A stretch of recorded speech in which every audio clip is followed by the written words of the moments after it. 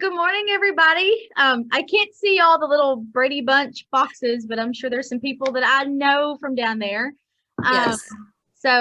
so we're at Long Branch Elementary, up in Boone County, like Shay said. And this is my 14th year as a school counselor, my 18th in education overall.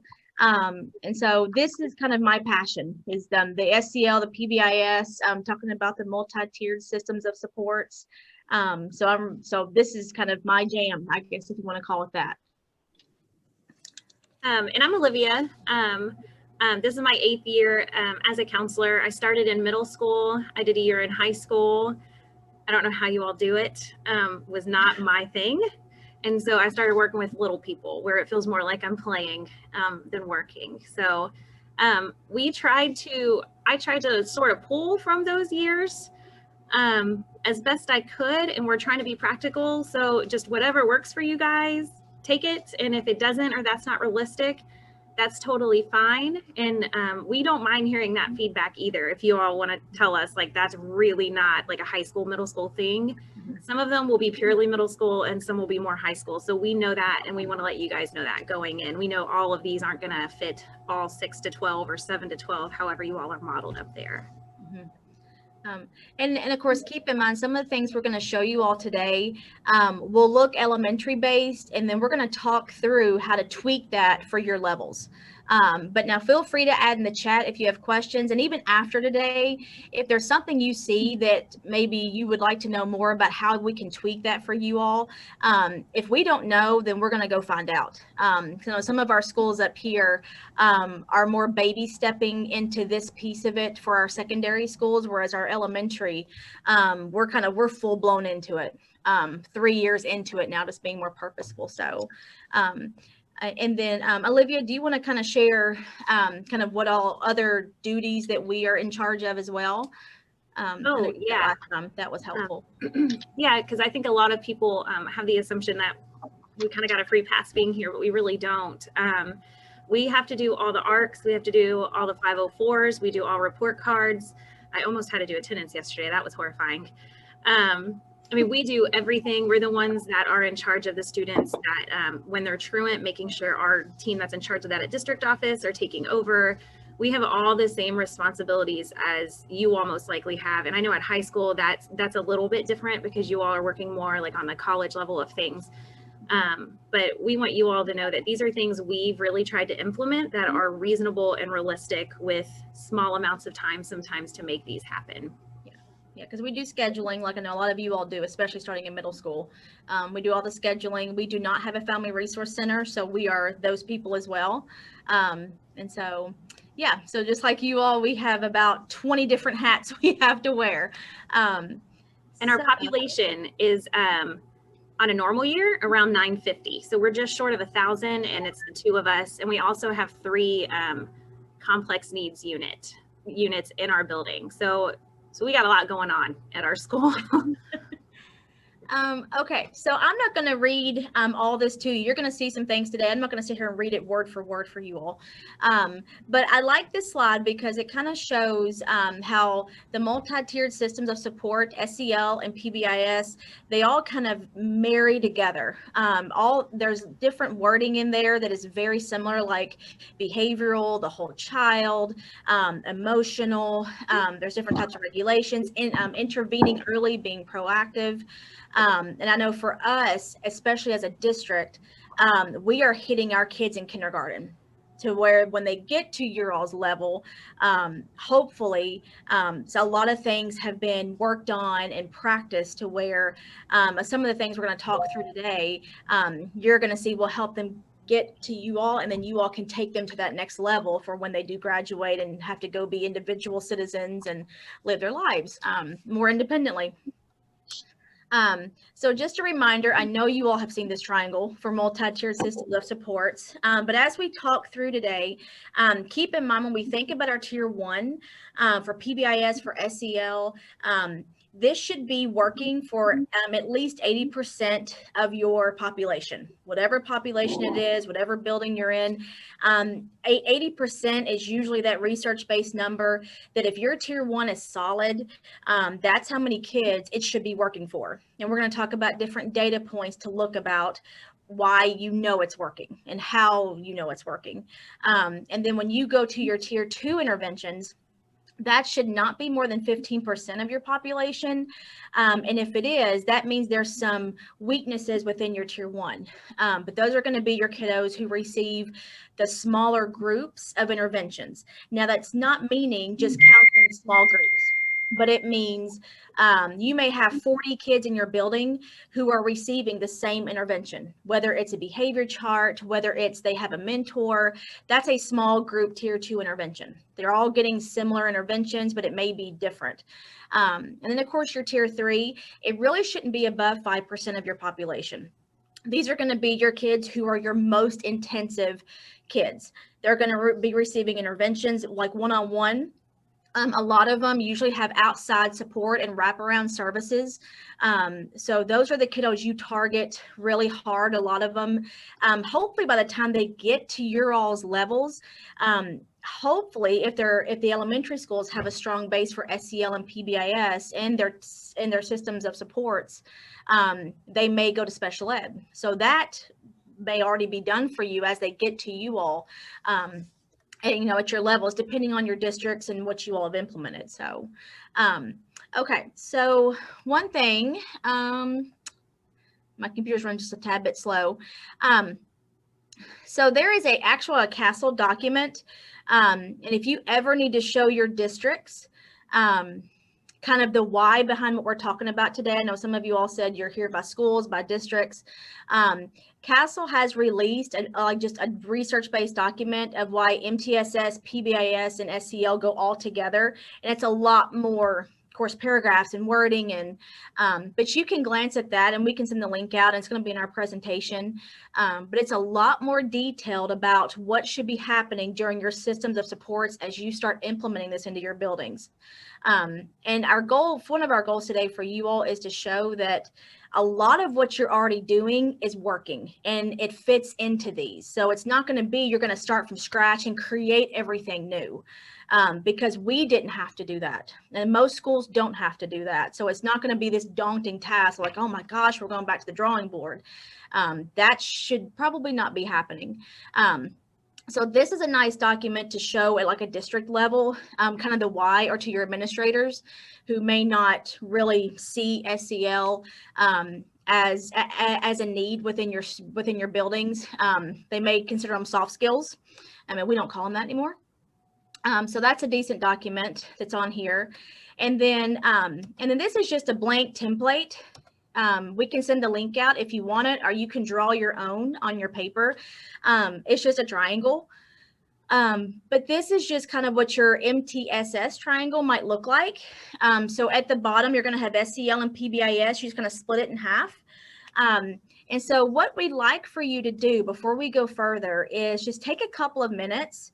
And like I said, you can draw it on your paper. I can send the link out into the chat if you have a second to print it. You don't have to.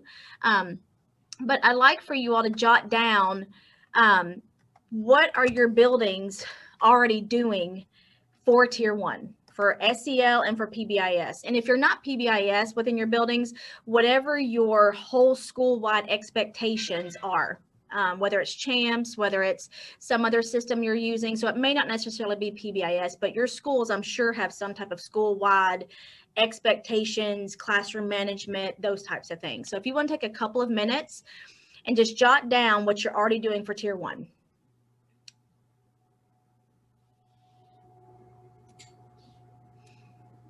Thank you, Heather, for doing this activity as well. If you remember last week, we realized that a lot of awesome things were happening at SEL, but just maybe not being able to have a few minutes to sit down and really think that through and writing it out. So same with middle school and high school, I'm sure.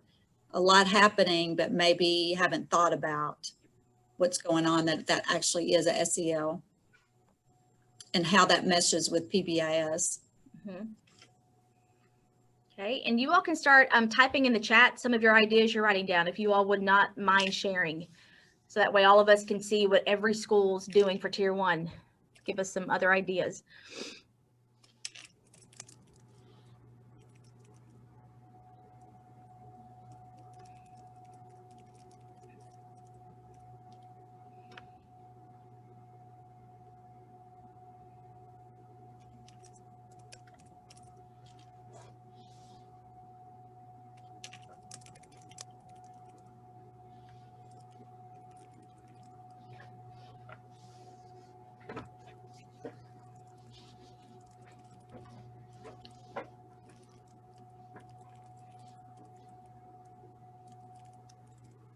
All right, are we getting some ideas in the chat? I can't see it. Right now, Beth Fleming said structured classroom guidance, lots of PBIS. Good. Anybody else want to throw something in there? Be great. Mm-hmm. Warren County Public Schools is implementing second step school-wide in middle schools, which is awesome. Thanks for sharing, Katie. Muhlenberg has posters everywhere with expectations, bathroom, hallways, lunchroom, etc. No formal program. That's Muhlenberg. Thomas says sources of strength. Sherlyn, weekly social emotional check-in. Let's see, we're implementing PBIS reward program, ACS resources, mindfulness strategies. Mm-hmm. We've started video lessons from, looks like Colonial's Change program to cover SEL. Stacy just gave a shout out again about Warren County with what they're doing in the middle school. Sources of strengths being used, reward system, Colonial Cash. And I missed one up there and I can't remember who it was. Okay. So lots of different, so you have definitely some things going on Yeah. in high school in this region. Okay. Someone did say they don't use a specific program. Heather and I think something that does work really well for us is we just kind of both came in with a similar mindset that there was no one program we really loved totally. And so we took pieces and that's been successful for us. And I think that's okay. I don't think that's always the message that we get. But we have found it helpful. I know for some schools that's perfect. It really rolls well, but in ours, you'll see we did not, we just kind of pulled where we thought it was appropriate. Absolutely.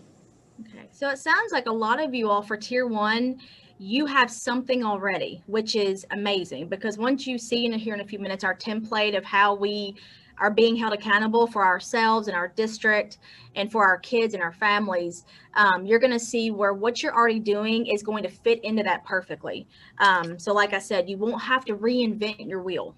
You're going to maybe tweak some things, but you won't have to start from scratch, which I think right now we all are going to appreciate. So Castle just last year, they have revamped their definition for social emotional learning to kind of reflect just the time we're living in and just to update it. So I'm not going to read it to you, but you can kind of glance at that, especially at your all secondary level. I think you all can agree. This is what we want our kids to be able to do when they leave us and they graduate. As they grow up, they have to be self-sustaining and independent adults. And a lot of these different SEL skills that we're going to look through today, that if we hit them hard at school with embedding it school-wide, is really going to help. So I want to make sure you all have seen that. Okay, so for your Tier 1 implementation, so here's where we started. 3 years ago, our district, just with the push, just nationwide with SEL, we were doing SEL, but it was more of just kind of, it snuck in or it wasn't purposeful at all. And so as a district, what we did was we took the CASEL national targets and the domains and the standards, and they created, you're going to see it in a second, we created targets for K through 12. So just like if it's reading, if it's math, if it's writing, we have core standards now for SEL for our district because Kentucky did not have any. Now there's some states that have statewide SEL standards, like Texas does, I think California, Iowa, Ohio, I think does now, Tennessee. And so as we're going through this, if you all ever need to tweak anything, those states, if you just type in Tennessee SEL standards, all kinds of stuff will come up. But now our district has targets that we are supposed to be hitting every single year to hold us accountable. And so we have a template that as Long Branch, we came back and we took those targets and we just created an Excel sheet. And so we started plugging in what were we already doing as a school before we started looking at what do we need to add, what do we have to look at doing maybe different. So we are PBIS. So we started plugging in with our standards. Where do our PBIS lesson plans fit in? Where do our tier 1 expectations fit in school-wide? And then we are also a Leader in Me school. I know for secondary level, that's always, they don't really have a nice, neat gift box program for you all just yet. I know they're working on it. They have been for a few years now.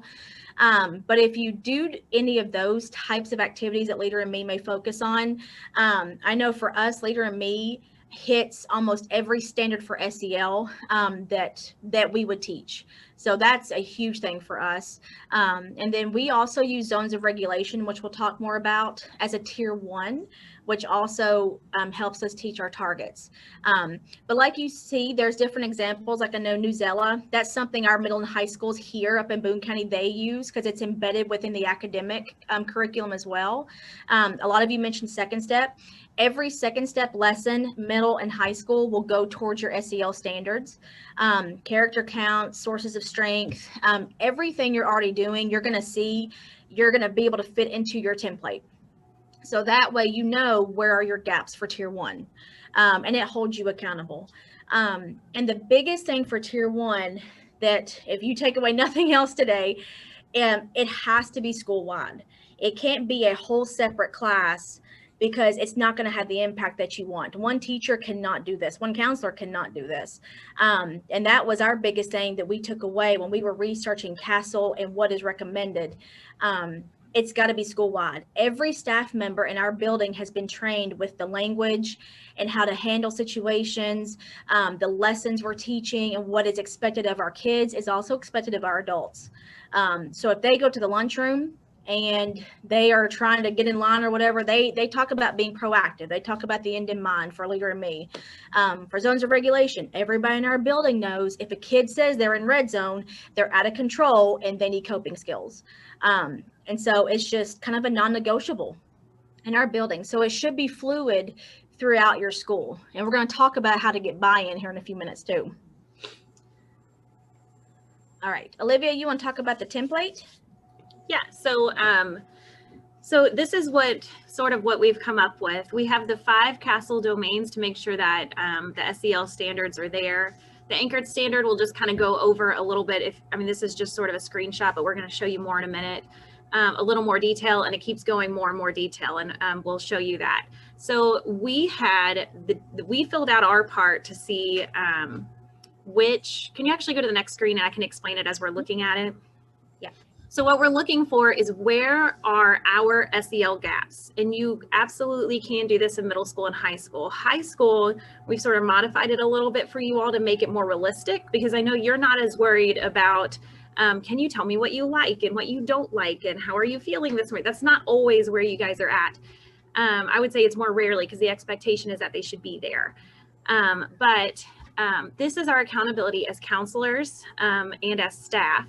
So we looked at our domains, and then Boone County came up with our own targets. So you are welcome to do this as a school or a district. If you want to look at ours and see if they're appropriate for you, that's fine. But we broke these down for what we're expecting from students in each of these areas.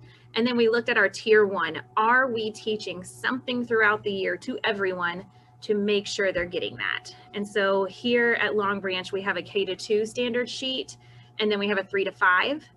For you all, we have a 6-8, a 9-10, and 11-12. I kind of think that's the most appropriate way to fit it. So what you all are going to possibly be doing, if you're interested in using this, you will ask your teachers to fill these gaps in as well. We do not teach all of these. Art covers some of this. Leader in Me covers some of it. PBIS lessons covered some of it. We have JA that covers some of it. I mean, there are a ton of things that you're already doing, like Heather mentioned, that will fill this template for you. What we did was wherever there was a hole, we went in and made our guidance lessons about that. And so in this one here, kind of midway down on our targets, there's one that says explain situation in which one needs to seek help from an adult. There was no lesson or anything that we could find that we were teaching kids for that. And so we made our guidance lesson around that. So we have a list of standards for you all to look at. You want to ask your admin, your counselors, your teachers, whoever's in your building, fill this out together, because you will not know everything that's going on in every class. So if you want to go to the next one. Okay, so we're going to put these in the chat, and I'm actually going to have Heather, can you click on 9 and 10 while you put it in the chat so I can sort of show how we modified it for high school? So I remember in high school, you guys are much more about, oh, it worked. You guys are much more about college readiness, career skills, much more just moving forward. And so what we did is we found another way for you all to apply this. So it's at the very end, after tier 1. Okay. We put in the employability skills, and that is a way that you all can monitor if you prefer. I'm not very good at Excel, so it's not pretty, but it's there, and it'll make sense when you bring yours up. For each, like self-awareness, these right here, these 3 things that you see would be how you could cover self-awareness. These are the things that you want to either be teaching or having a common language about that your kids should know and be ready for before they leave for college. So my expectation in high school of my seniors was that you have emotional intelligence. I don't need to simmer you down. You're about to go to college. And you can do it on your own. So if you are really assessing how well you're doing that, you can use this. Where are you teaching that? Somewhere between 11th and 12th grade, or reinforcing it, or what language are you using? Do you have anything to add to that, Heather? Yeah, so like when you look at this, I tried to make it so y'all could see the whole screen. I know it's kind of small, but you look, like we took the national domain and of course, as a district, we have our targets. And if you see where it says tier 1 now, and of course, this is just what Boone County's added. And you're going to get, I mean, you are getting this, so you can change it, tweak it, because like I said, New Zella for our middle and high school, that's one thing they all use because it's embedded with academics. And then there's, like Olivia was talking about, the employability skills, and we'll talk through that in a second of where we found these. But we thought in your all secondary world that might be some of the buy-in of why are we doing all this? Well, if we want our kids to be employable, this is where we're heading with them. And this is the why behind it, which I know for your all's levels, it's going to be huge to get buy-in. Just because I know just with kind of the mindsets for the secondary schools, they all have their own kind of department and their own zone that they're in. And so we added that. Now you don't have to use it, and when we did this, we brought it back. We did it as a counseling team first. And we put in our guidance lessons. We put in, like, we went through every Leader in Me workbook and put in every lesson that is taught for our elementary kids. And then we showed it to our teachers. And our teachers, it took them maybe 15 minutes to look at it. It wasn't long. Now for us doing it, it took about an hour to 2 hours to go through every lesson that we do to fill in at the very beginning from scratch that we already do. But our teachers, they glanced at the standards and they plugged in books they read. They plugged in writing assignments they do. Like there's art on there, like Olivia showed you. So it took them maybe 15 minutes to plug in what they're already doing. And then we could go back and look at our gaps and our blanks to figure out how are we going to fill those in. So, hey, Heather, I'm just going to interject here just for a little bit because there was a couple private messages that I've been getting. So don't feel like if you all missed something, it's okay because Greg will edit this recording. Plus, you are going to get the PowerPoint with all the embedded links. So if something happens, you're like, oh my gosh, I didn't get that. You're going to get it. The editing of the video will take a little bit, so it may be Friday or next week before everything goes out. But if you miss something, don't fret. You're going to get it. So I just wanted to ease everybody's mind on that. And I'm sending your all's standards right now in the chat.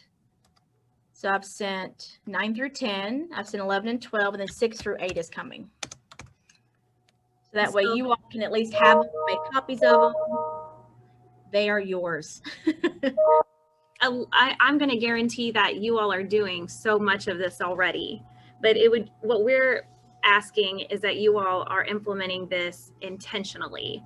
And this is the accountability just to find your gaps. And I know that as students get older, while we do expect them to function independently, it's a little bit of a mind shift to think we still owe them teaching them. I don't know what that is. Hold on, somebody's blowing up my email. We still owe them, they are our responsibility. So we still have to teach them resiliency or responsibility, even if they are seniors. If they're not getting it, that falls on us. It falls on us in elementary, middle, and high school until they leave. And I know that's kind of hard to grasp sometimes when they're older or they look like adults. But what we're asking is that we are intentionally figuring that out and identifying it and using data to be able to say that we did everything we could to get them there. And this is accountability for you all. When people come to ask your counseling program, how are you getting your kids ready? This is your accountability. And we're going to show you data pieces that go along with it. But this shows you as a school, what are you all doing? So this is also accountability for your administration, for your district, just to say, hey, we're teaching these things. These are the initiatives we're doing. These are the programs we're using. It's a school-wide. So this kind of, maybe keeps your job. It may keep you accountable just to make sure, hey, they are doing all this stuff. Oh my gosh, I didn't realize that. So keep that in mind too, as we talk through that. Okay. All right. Olivia, is there anything else with the templates that you wanted to share? No, I think that'll just sort of be fluid as we keep going. Okay. So as you think about your school-wide, as you think about now that you've seen kind of the template and your targets, and of course you all can tweak your targets however your district would like to. And hopefully it is a district-wide thing versus you just as a school doing your thing. It just depends on how you all want to do that. But as far as SEL, CASEL recommends different ways to approach your SEL instruction. So there's 4 different bullets you see down there. The freestanding lessons, those are like your guidance lessons. Those are if you have maybe just a class for mindfulness, or if you have a class for second step. It just depends on how your all's schedules go. So there is a room, some room for freestanding lessons, but that should not be the whole SEL your school's doing. And then there's general teaching practices that create classroom and school-wide conditions. So that's your classroom management, your behavior management. That's your culture of your building. Is it PBIS? Is that what you're using? Is it CHAMPS? Is it something else you all might be doing? So that's the entire school-wide. When I walk into your building, what am I going to see that tells me the culture and do the kids know what you expect of them every single day? Do the staff talk the language? And then your integration of skills with your academics. We're going to show you some examples with your academic skills, because I know to convince a science teacher that SEL can be embedded in their curriculum is completely insane because they're very departmentalized. I get it. But there's a lot of ways to integrate just simple vocabulary or simple language, not even a whole new lesson, just a little bit more purposeful language and thought into how they may question kids or some of their assignments that they could tweak that will meet all these targets. And then of course, your administrators and your school leaders, how to facilitate it. So what professional development does your school need? What do they need to be able to coach the teachers? I know between me and Olivia, we are coaching our teachers all the time. I mean, all the time about SEL strategies, PBIS interventions and behaviors to help our kids. I know, of course, we share district-wide and statewide as well, but we are constantly learning and researching. If we don't know what to do, we're going to find out how to do it. So that's a big deal, is figuring out, okay, what does your staff know and what do they need? I know for about 6 years ago, I know our school, before me and Olivia even got here, they started doing all the trauma-informed care professional developments. What do these kids look like? What are we going to expect when they walk in our doors? So that's been a big piece for our teachers to start learning, but to also practice. They can sit in a PD all day long, but unless they actually practice it and we model it for them, they won't use it. So, and then one thing I wanted to show you all as another thing that for your district or your admins, whatever you want to do. So Castle, and this is from Castle again, and there's the link to this in the presentation, and I can send it out. So it's just an article about kind of what else social emotional learning should have in it. And it's got some of the things I just mentioned, but if you see on the table 1, these are a few more specific things that you can do, like daily routines for the kids. There's peer mentoring that we'll talk about later. Your school-wide policies. There's the family engagement, your family and community, and getting like your community involved in this, which we're going to talk about employability skills. So there's something else that you have that's research-based to prove to people this is the why behind why we need this embedded within our district and in our school. So I have that link on there as well. All right. Okay. Hey, I wanted to just add in when you're mentioning that that we're the ones that are kind of training and making sure our teachers know. Our teachers come to us most times now before our principals with behavior concerns. I think there's 2 components to that, but a lot of that is because they have sort of had a switched mindset of seeing this as successful in class. So they want to learn more and they're interested in how we can navigate that. But also because SEL does not, I think it sort of has a stigma, does not make us have a weaker stance with kids. So, and we'll kind of talk about that. It's not like a punishment-free system. Heather and I can sometimes be firmer than our principals, for sure. But we also have this in the back of our mind. So it's a good balance. And our teachers, we've probably seen more collaboration in the past couple of years than I've seen in any other of my schools, just because of this model and what we've been able to do just with teaching it and the accountability that goes with it. Mm-hmm. Yep. We're not disciplinarians, so please don't confuse that. Like, we don't discipline the kids, none of that type of stuff. And we'll talk about, like, we do restorative practices here. So we'll talk through some of that. And of course it's different at secondary. Because I know at our level, we are still, we are teaching these kids constantly all of these skills to get them ready for you all, pretty much. But no, like Olivia said, our teachers trust us that we're going to intervene with these kids, and we're going to figure out what makes them work, what makes them tick, and we're going to help the teachers be able to teach their content more. And I think that's what they appreciate.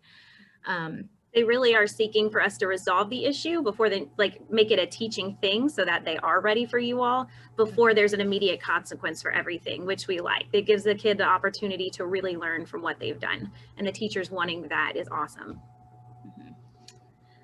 Okay. So I can discuss this one if you don't mind, Heather. Yes, go ahead. All right, I'm trying to keep an eye on the chat too, because I think some of our links weren't working, but I think I got it. Okay. So at the beginning of the year, we did a PD. We kind of piloted it. We use zones of regulations here at school that does go through 8th grade. But we piloted it within a year. Our principal had sort of said, you can use it if you want to, but you don't have to. But next year, we're definitely doing it. And we were able to follow through with that. Heather went over the research. She shared the employability skills. Here's what people want to see. Here's how many line up with SEL, which were all but 2 of them. And we were very clear. We are not asking you to teach extra lessons. We're not asking you to find an extra 30 minutes in your day anywhere. This is already something you're probably doing. We're just asking you to be intentional. And part of that intentionality was making sure we use common language. So in our school, it's the zones, or we say expected behaviors. So if a student's doing what they need to do, that's a great expected behavior, or not what they need to do. I would never say, hey, that's not what we do in the hallway. I would say, hey, that's not an expected behavior. What are you going to do to fix that? And that's how everybody speaks in our building. And these were non-negotiables. So it is not a choice. And there has been accountability with that, which has helped sort of reinforce a lot of this. When we said that you have to have a calm corner in our building, that's been reinforced. And we will not help you as counselors move a child to tier 2 if you have not implemented your tier 1 the way that we said it needed to be implemented, or with fidelity. And so at a high school level, I think part of that common language will be the employability skill language. So, hey, you're not really showing me really good emotional intelligence right now. Or, I mean, there were even some in their teamwork or leadership skills. You're not really using those well right now. How do we need to address that? And so you all can decide that as a committee. But this was reinforced at the very beginning, and our teachers did buy in because there was not anything extra. And I'll let you finish that up, Heather, if there's anything else you'd like to add. Yeah, just to piggyback off what Olivia said, I think the biggest thing for our staff, now we were already doing Leader in Me, and so when you go into this faculty meeting and you're about to do a PD saying, oh, guess what? We have SEL standards now. Our teacher's eyes got this big. So before we walked into that, we had to figure out, because I know me coming from teacher world, I had to make sure we really talk to them about this will give you more teaching time. And I think you all can agree. Our kids are coming to us so different than they did 10 years ago. There's more mental health, there's more behavior issues, there's more environments at home that are not conducive with great parenting and just, and of course, now with all the COVID stuff happening, I mean, we are dealing with a totally different ballgame, I think, with our kids. And we see it as preschool kids. I mean, we have more mental health kids walking in our building every single year. And we told our teachers the year of you having a whole class of 25 kids with no behavior issues, they're gone. I mean, it's not going to happen. And so when we could show our teachers that I'm going to give you more time to teach your reading and math, if you can just use this language, or if you can just use these 3 minutes to do this, and the teachers did it. Because as long as I can show them, you're going to get coached, you're going to get help to help Johnny when he walks in the door, not flipping over a chair, but being able to tell you when he's out of control. That's a game changer for that classroom, for the teachers, for the safety, for the kids. And I think that's what we really hit home with our teachers. It's not one more thing. And a lot of people see this as it is, and it's not. It's just tweaking what you're already doing and making it more fluid with your language and just how you approach things with kids, even as a 17-year-old or as a 12-year-old. So that's what we'll, kind of talk through as well. And of course, with our teachers, with the trauma-based practices, we did more with that this year because trauma looks different with COVID happening. And we would talk to them about how our kids learning at home, of course, you all have kids who don't get on meets, who don't do any work, who have no support at home, who are babysitting their brothers and sisters while they're trying to learn. But then we also have the kids too, who the mom is standing right there over the kid constantly, making sure everything's perfect. You're going to get 100. You're going to get this right. They'll tell them answers. So we have that stress level. And actually more of our virtual kids, I know we're actually doing more parenting sessions, it feels like, with, because some of our parents are just so overwhelmed, especially right now. So now we're working through that. And of course, you all as high school, you look at, your kids' graduation rates, what are they going on to do after high school? I know that's something that there's research about that SEL supports as well, to kind of show your admin, your district. And then as far as it being integrated into academics, SEL is very easy to integrate into any academic class. So it shouldn't have to be this whole separate entity within your building.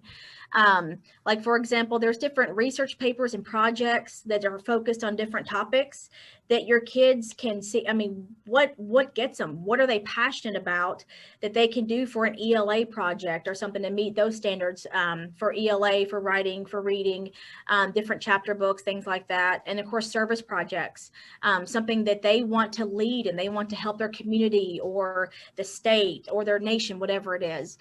All of that type of stuff falls into the SEL standards. And I know for our staff, hang on, my computer's slow, sorry. We showed them, let's see, there it is. So I just typed up this list of, you see the SEL domains over there, and then let me scroll it up. It's trying to go. We just focused on reading and math at first. And I just showed my teachers, these are some ways that you can embed reading and math with SEL. And so, and it's all about really the language and how they may question. So it's not teaching a whole separate lesson. It's just, oh, maybe I'm already doing 90% of this, but then I want to add in this one little piece about self-awareness when we're doing this chapter book project about whatever. And so, and there's a link for this as well. And of course, you all can tweak it for your levels, because I mean, some of this will go to middle and high. And then Castle, actually, it's very nice. Is that it? Okay, let me find it. Well, I thought I had it. I'll find it. So Castle has there it is. And I have a link to this in here as well. If you go to the Castle website, they have already recommendations, and this is just for 11th grade. And now these are long documents, so do not give these to your teachers. They're going to flip out because we didn't. But we took pieces from this for our elementary teachers, and I created that document, or we'll just like verbally say, hey, have you tried this? And you know, and we'll coach them. But this has every domain for 11th grade, and it talks about, like, for ELA. This is all the stuff your teachers can just do within their lessons. They're already teaching. There's teaching practices, there's activities, and Castle has this for reading and for math, for middle school, high school, for elementary. So that's just, I'm not going to show you the whole document because it's massive. But this is something as a counseling team or your SEL team, whatever you have, this may be not even for like the first year for you to implement this. This kind of came our second year. And so we started kind of weeding this into the academic pieces for our teachers, and they were fine with it. So there's just another piece that you all can use too to go into your academic classes to kind of show those academic teachers that this is not one more thing. Okay. All right. So as we were getting our staff to buy in, we showed them this visual about what SEL is. It's coming. And what SEL is not. Because kind of like Olivia mentioned earlier, a lot of people think SEL, it's a bunch of soft skills, it's fluff, it's a counselor thing. Our kids don't need that, whatever. But we showed them this to make sure they knew this is where it's going. And this is where, I mean, this is not going to slow down anytime soon. But our kids need to learn how to communicate, how to show their feelings appropriately, how to have empathy for others, especially with how much social media I know your kids are on. This is going to be a game changer for that, because they can type stuff all they want to and feel like they never have consequences for how they talk to people or what they post. So this will tie into that as well. So we showed our teachers that, just to say it's not therapy. And we had to show our parents, like, we're not doing therapy with your kids at school. And this is not just to feel good, fun stuff, just to make it be fun. Like, we're learning about apples and doing an apple unit. This is something that's embedded within our school for a purpose. And these are the employability skills that we keep talking about. And all I did was I Googled employability skills, and this is what came up. And if you do it today, a couple different ones may come up, but they're all, except for 2 or 3, based off of SEL skills. Because this is what employers are wanting to see out of our kids now. Because what's happened in the past few years is a lot of our kids are graduating and they are not able to solve problems. They're not able to handle stress. And so this is what's driving a lot of the SEL that's starting with us at kindergarten. And so for you all at your secondary level, I know this may be really useful for your districts and your admin to show them, like, look, this is what we want our kids to be. And so these are the employability skills that we put into those standards for you all. And you can use them, and obviously you can tweak them. And so, but we just wanted to show you that, because even for our elementary teachers, we showed them that. And for our district, when we presented it here, we showed them this is what we want our kids to be. And if we don't start talking about this until they're 18 years old, it's not going to happen. So this was kind of a game changer for a lot of our principals too, to see, oh, wow, we didn't realize that when my kids graduate, yeah, they have to know academics, but they better know how to do a lot of this too. So, and again, you can just Google it and they all come up right there. So when you're putting this in the template, just keep in mind, the purpose of that is to make sure that you're teaching it intentionally. And so when you're seeing things like creativity, art's not going to count. This is for social, emotional, like long-term learning. So how can you creatively solve a problem and use that for either employment or to help a relationship? You have to make sure that's being taught in that way. And I would also, if you look over these and think about just sort of our world right now, especially with everything going on, like at the Capitol that happened, and I know we kind of have some civil unrest. We are teaching these at a time where this is not being modeled. And so this seems like common sense, but we are learning from our little people coming in. There are some very basic ideas here that are not common sense. They don't know how to work together as a team. I mean, we have 4th and 5th graders. That's still sort of a beyond them sort of concept. They don't always see the point of learning, which I know you all see a lot in high school, and some basic, just like I'm sorry, is not there. But they're also not seeing that from their parents. It's not being reinforced anywhere else. And so we have to be more intentional about making sure that's really embedded deep into their learning. Okay. And this is just a graphic I found about life skills kids need to know before they leave home. A lot of this goes into your SEL, how to be a self-starter. I mean, how many kids, when you walk in a classroom, will not start a task? I know we deal with it at elementary, but even as like a 16-year-old kid, how many of them just won't start a task and just get it going, especially now that they're learning from home? That's a whole other realm that our kids have had to learn now that they are at home, having to learn independently. For those who may still be virtual, I know we're hybrid right now, so we have half our kids on certain days. But managing time, standing up for yourself appropriately. Like Olivia said, standing up for yourself right now is not being modeled very well, and it's very negative. And I know we really focus on our kids about how to be assertive and how to stand up for yourself and not sit there and just walk away every time or take it. Like we talk about how to make sure that they are saying, I don't like that, quit that. I mean, we practice those skills with our kids. You know, how to find a job. You know, I know with your ILPs you all do with your kiddos, there's a lot of skills they're learning as they progressively go through that until they graduate. And it's all SEL based. Every bit of that ILP goes within your SEL targets. You know, how to spend wisely, how to use a map. I mean, simple things like that. But a lot of it goes right back to those SEL skills that they could be embedding within your curriculums and your buildings.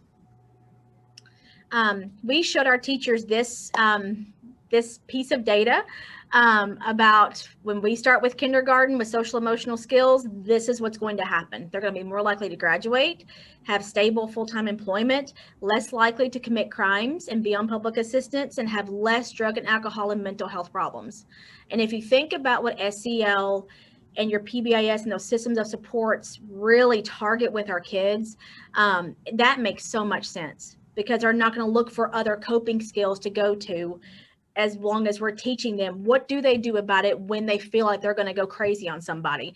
What do they do when they're working at McDonald's and a customer walks back in and screams at them? They have to start learning how to handle that stress and how to handle those situations.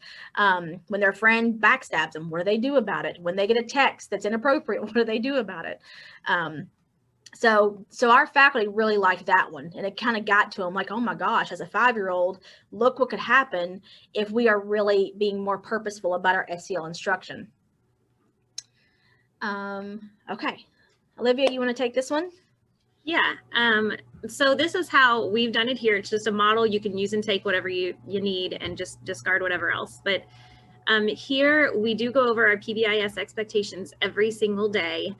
We have emotional check-ins that we'll talk a little bit more about. These are absolutely appropriate for middle school, and you can do emotional check-outs, which probably make a little more sense with high school.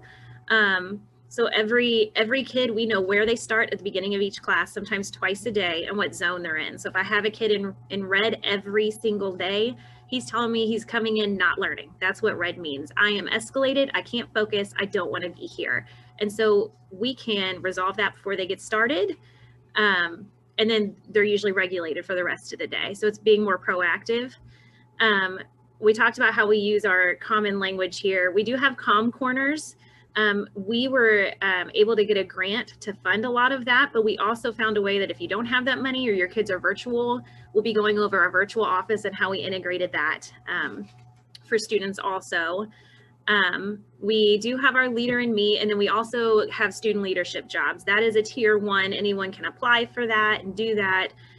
Things that I did at my old previous elementary school of getting the kindergartners out of their cars and putting them in, make sure they get to their classes or whatever else, we now have students doing here.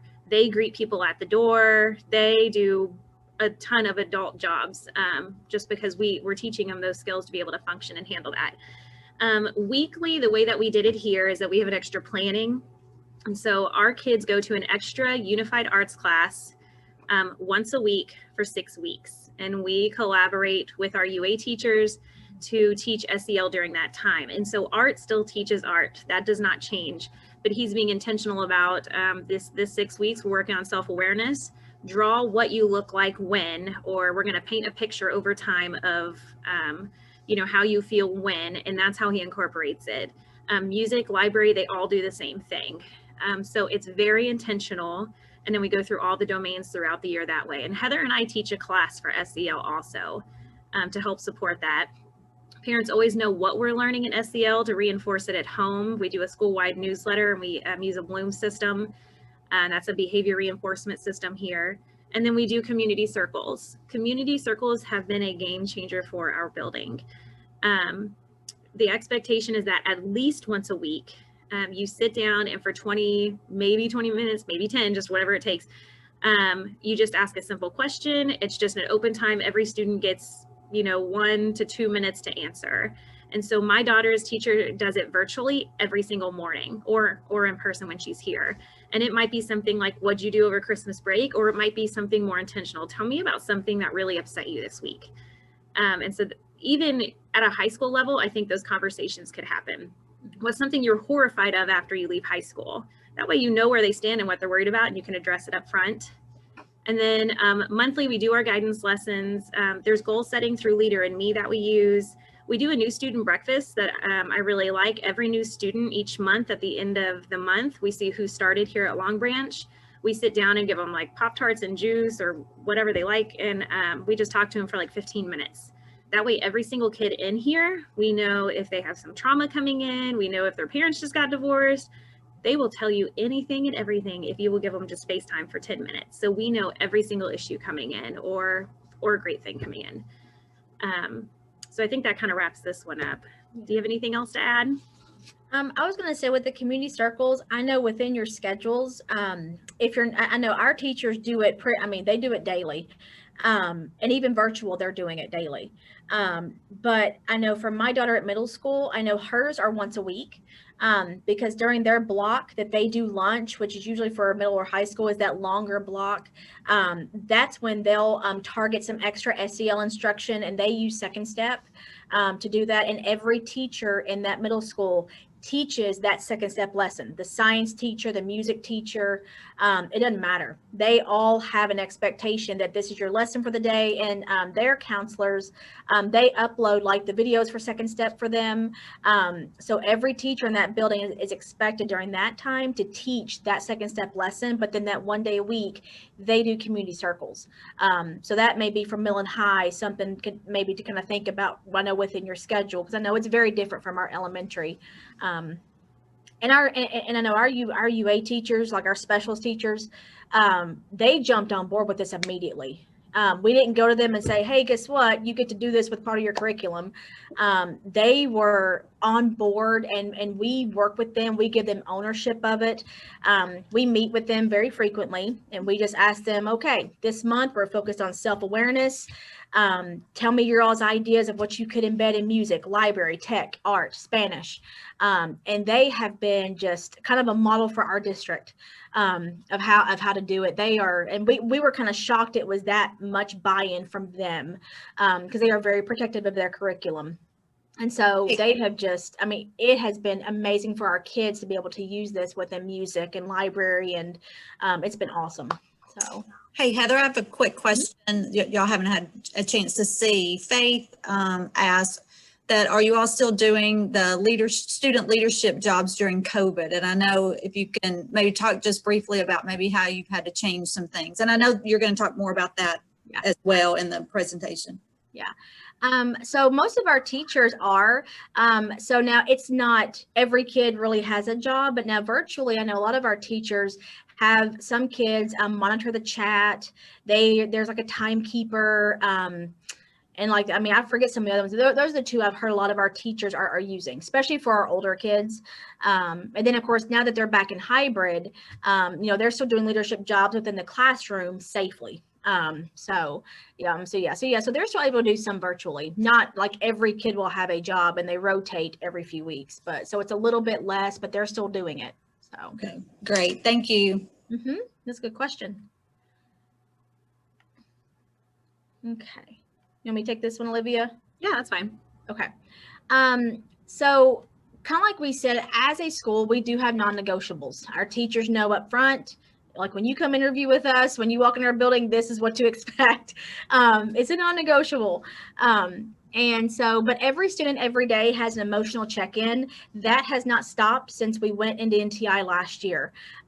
When we kind of thought things were about to happen, we met with every team and we just flat out told them, as a team, come up with a electronic way to check in with your kids, because we kind of proactively told them this is the time when you have got to make sure your kids are communicating with you without a grown-up sitting behind them and to hear them telling you stuff, because they're not going to tell you stuff.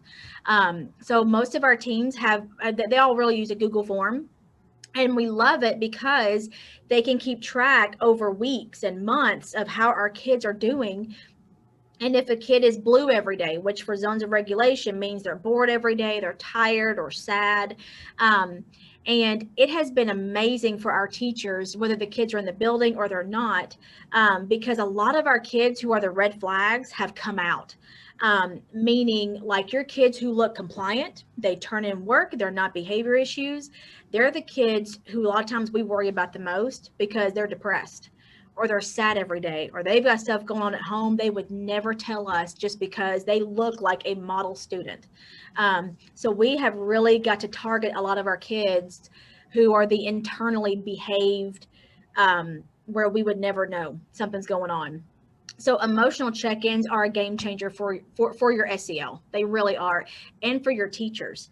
Our teachers a lot of times will come and say, oh my gosh, I did not realize so-and-so was that stressed out every day. And just because now the kids are doing it, privately, obviously, if it's virtual, but our teachers are having conversations with their kids that normally they would not have had, or they would just send them to me and Olivia. And of course, we've had to coach them through some issues to make sure they know how to check in on kids. And, because some kids do get embarrassed if you go like, oh my gosh, you're in red. Like, we don't do all that. But when they are here in the building, I know we train our staff and we train the entire school about what emotional check-ins, the purpose of them, and why we are doing it for them. So it's not like our kids get embarrassed when they're putting a popsicle stick in a cup, or they're putting their Post-it note on their desk, or a sticker, or whatever it is. But now, even coming back in hybrid, our teachers, they're all still using their virtual emotional check-in. They're not doing anything physical anymore. And it's great data, because if you have a parent that really doesn't think their kid is maybe that sad every day, you can pull out that graph and say, look, Johnny says he's sad every single day for 3 weeks, and this is why. And that's eye-opening to a parent. You can't argue with data. So we'll show you some samples of some emotional check-ins. And then our coping items, our calming corners, of course, thanks to COVID, we can't have a calming corner this year. So we're going to show you our virtual office that has been amazing for our counseling program, to make sure our kids still see us and they know that we exist as counselors, and that our staff and our families know that we're still here. But when they're in school, if they do need anything physical, then individual kids will have their own like stress ball, their own fidgets, their own glitter bottles, drawing paper, whatever they need. But it is taught appropriately. Like, we have a lesson plan for every classroom of how to appropriately use our calming corner. So it's not seen as playtime. So that is a tier 1 expectation that we have. So let me show you some of the, some of the different, so this is just one sample, and these links are in our presentation as well. So take them and change them, whatever you want to do with them. but this is like a morning check-in, and they put their first and last name. How are you feeling? I know for high school, you probably don't want these nice little fun emojis, but that's up to you. You know your kids. But you can scroll down through there. I'm sick. I'm sad. Do you have anything to tell me? Were you able to find all of your work? Do you need help getting started with your assignments? What questions do you have? Now that could be from a teacher, or that could be from you as the counselor. It depends on your building and if you want your teachers to do emotional check-ins, or if it's more for your counselors just to start out with. So that's like a morning check-in. And then here's a sample of an end of the week. Like if you have a kiddo maybe receiving tier 2 or tier 3 interventions, it may just be an end of the week check-in. How did it go? And again, it's kind of similar questions. And then how did you do this week? And they kind of rate themselves. And of course, your age kids, they're pretty good about that, depending on what scale you want to use. And do you have anything to tell me? So there's a beginning of the week check-in and an end of the day check-in that we've provided. And you all can copy them, tweak them, whatever you want to do. But I'm telling you right now, this is huge for your kids because it is confidential. Okay. And they will, and especially being the virtual kids, they type stuff, especially when mom and dad are walking behind them, that they would never be able to tell us in front of a camera. So these are very nice to have. All right. Okay. Olivia, you want to talk about our virtual office? Yeah. So this, I think, if you want to put in the chat, just if you have a virtual office, I know that so many of the other elementary counselors did. I'd just like to know. But this is the one that Heather and I came up with at the beginning of this year, just to address a bunch of the concerns that we had with COVID and kids not being accessible all the time. Mm-hmm. And so here, there's a link at the top that says see the counselors. They can click on that and they can just put in a little bit of information, like how they're feeling, which counselor they want to talk to. Do they want us to check in? A lot of them have put no. They just wanted us to know how they were feeling, and that's cool. We have some books they can click on. That'll just bring them to something fun they can look at. The radio and the Legos, all of that stuff brings them to like calming places, some fun things that they can do. Heather always has her cats, and I always have my dog. And then we do a zones review. What this could look like, I think when I was at the high school level, I did not master it. I was only there for a year. I think you have to be there for a long time to really, really get good at that level. But I would have loved to have sort of thought through this a bit more and have had this opportunity to put in, here's all of the scholarship opportunities, click here to go here, rather than as much paper as we were pushing. Or here's when you have to have this and this due to the counselor, here's all the resources you need, any scheduling concerns or whatever it is that's going through you, you could easily put in this office. It'll bring it to the Excel sheet. It'll take more off of you. And I like that it puts more accountability on the students, because at that level, you didn't get the class you wanted because you didn't fill out the form. That's on you. And I can point and say, hey, you did this in August and it was due in July or whenever it was. So there's a higher level of accountability and responsibility when they have to do it on their own too. Looks like a lot of you guys do So, have virtual. Yeah, it looks like definitely Kelly and Edmonson County. Tracy, the Henderson County has virtual offices, and then also Crystal, they have a website with the counselor emojis. So not every district has said something, but we do have it spread out throughout the region. Good. And Webster County's got it going on. I really like that. Yeah, the college and career readiness coach, that would be really valuable. Mm-hmm. And so what we did is we changed every holiday. Our kids like seeing that. And even though your middle schoolers may not admit it, I still think they'd like seeing it. So this was our holiday one, and we started to implement the zones. So now we have this issue of calm corner. We can't touch all the same stuff. We have kids that drool and spit all over everything because they're little.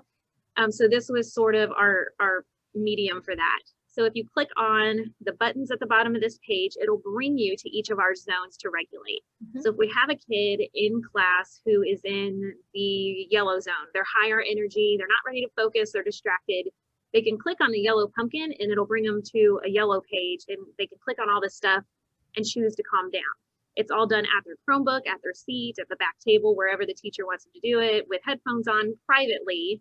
So this is our blue and green zone, just kind of as examples.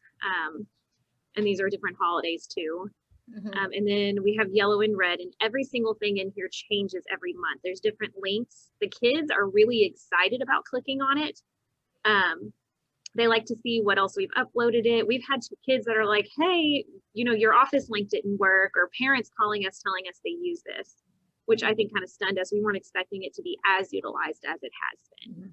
And so I've been able to use this as a tier 2 or a tier 3, even with some kids, like this is part of their plan, to help regulate them and get some data to see if it's helping them or not. But they don't have to leave class, and it's quiet, which is nice.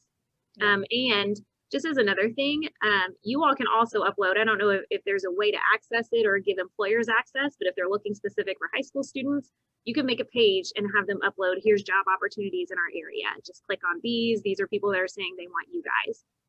So just some thoughts on how to utilize these at the higher levels. Mm-hmm. Yep. And this could be a way you link like their ILP information into it. But our kids, they love this. Our parents love it.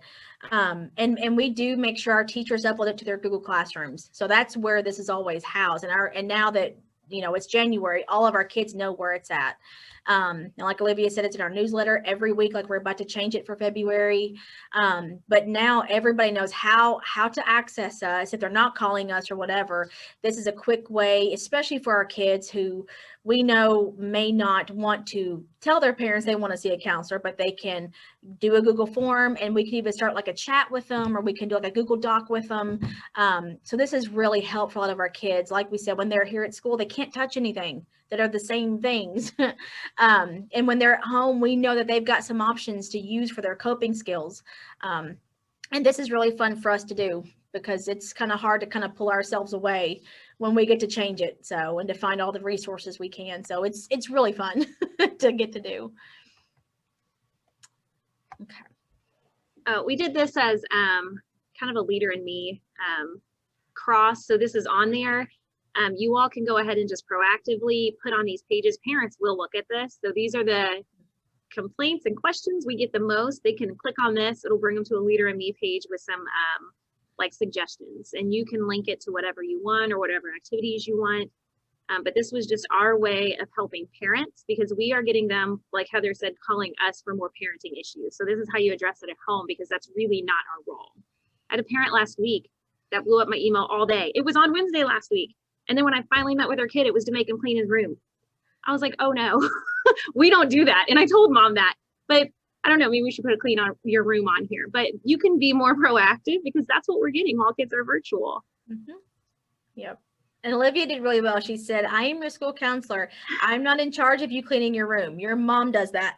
And your mom was listening. I was like, I can't make you listen to your mama's rules. Yes, it was comical. And mom was standing right there. So it was, yeah, it's fun. So I'm sure you all have gotten a lot of that too. Okay, so this is just a big list of tier 1 ideas. And some of you said you're already doing this. And again, we don't want you to have to reinvent everything you're doing and start from scratch. That's exhausting, especially this year. So a lot of these things that you're doing are going to work for your tier 1. They're going to meet your standards. They're going to hit your targets that you want your kids to be learning. And some of these are some other things you may not have heard of. I know Sanford Harmony, it's free. And it covers your SEL targets. The Newsella, it goes in with a lot of your academic classes with writing and reading. It's just articles, and they have a whole SEL based section. That's what our middle school and high schools are using along with their second step. And they love it. They have like assessments with it. There's like data they're using from it. So on a Newsella up here, they're using the Edgenuity, our middle and high are using for some of that. So those are just a few samples of some different things for tier 1 that you might glance at if you're looking for something else to kind of complement what you're already doing. Okay. So I know another thing for tier 1, especially for your all's level, is kind of how to start with your tier 1 school-wide versus you having to just one class of SDL or one class of second step, whatever it is. And so we're going to show you a few just quick things that every teacher in your building can do. It doesn't take 30 minutes. It's not long at all. But we showed this to our staff at the beginning of the year when we did our PD with them for SEL and trauma and just what your kids are about to come back looking like type PD. But every student every day will ask 3 questions when they walk into a classroom. It's, can I trust you? Do you believe I can succeed? And do you care about me? And you all know as well as I do, if those 3 questions are not answered for those kids, that's when you're going to have your behavior issues spark up. They don't do work, they'll get angry, they talk back, they'll walk out of class, they'll goof off, whatever it is. And so that's a big thing, especially for our secondary kids. I know that they're secondary, but they still want to feel like they matter to those teachers when they walk into those classrooms. And so before starting any quality SEL initiative with your district or with your school, one thing that you could do with your staff is have them just jot down a list of what do they do to build relationships with kids. And it can be anything. It can be like some of these things, like they have lunch with a kid in their classroom randomly, even as a reward. Or they just chat with kids in the hallway, not saying, hey, quit doing that, Johnny, but an actual conversation. Like, hey, how was your game? Or, hey, how's your mom? That kind of stuff. It could be a bell ringer they already do in their classroom to get their kids' attention. But anything will count if it's building a relationship, and then have them circle their top 3 that they would prefer to build relationships with. And that's their focus. So if you are slowly starting out to get buy-in with your staff, this is something super easy. They're already doing it, but they're really going to be more purposeful and thoughtful with every single kid they see, not just with the compliant kids and not just with the athletes or the kids who are like, oh, I can't stand him. He's never coming to class. He's that kid. But that's a big game changer for a lot of our kids who will come into our middle and high schools, because as they get older, they start feeling like they don't matter. And of course, in their behaviors will show it. So that's something simple you all can do at a faculty meeting or during a PD. It'll take maybe, 15 minutes.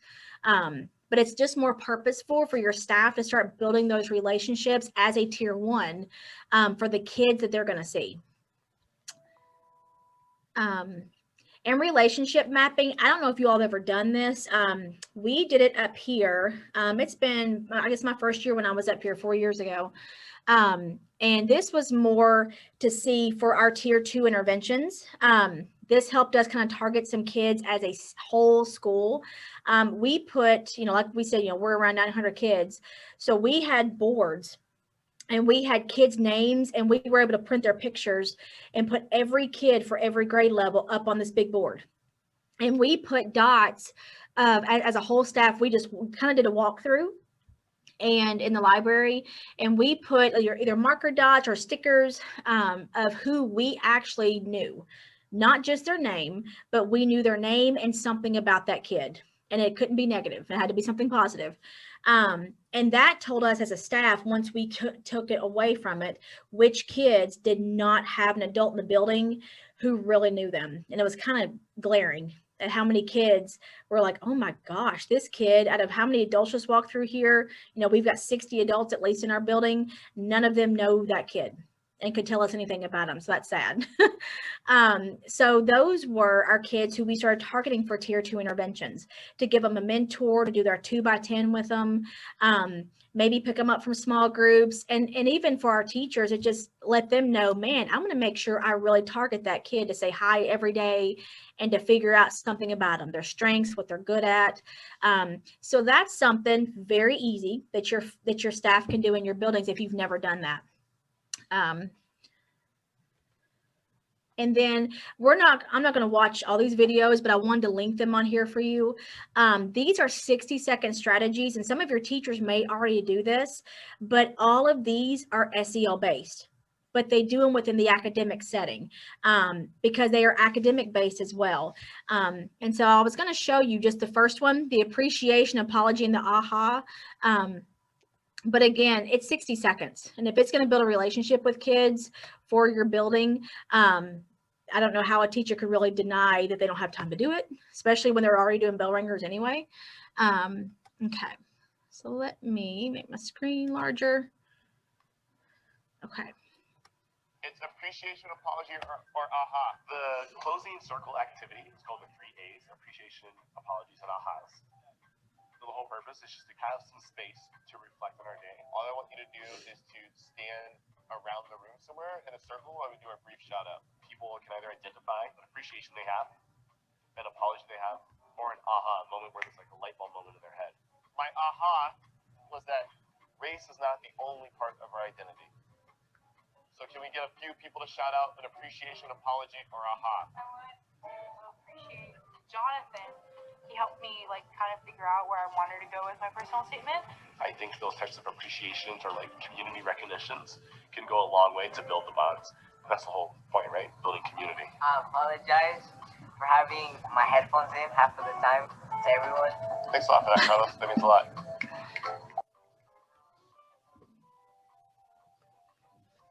Okay. So Just that, appreciation, oops, sorry. apology. So that's just a quick video, and I've got links that are in our presentation for all these different strategies. They're very quick to use, and your academic teachers, these are just some ideas for them to embed SEL within their academic curriculum. And again, they are 60-second strategies, and it's going to build the culture within your classrooms, within your building as well. All right. Okay, and we're going to take a break in just a second. I think it's a good time to take a break.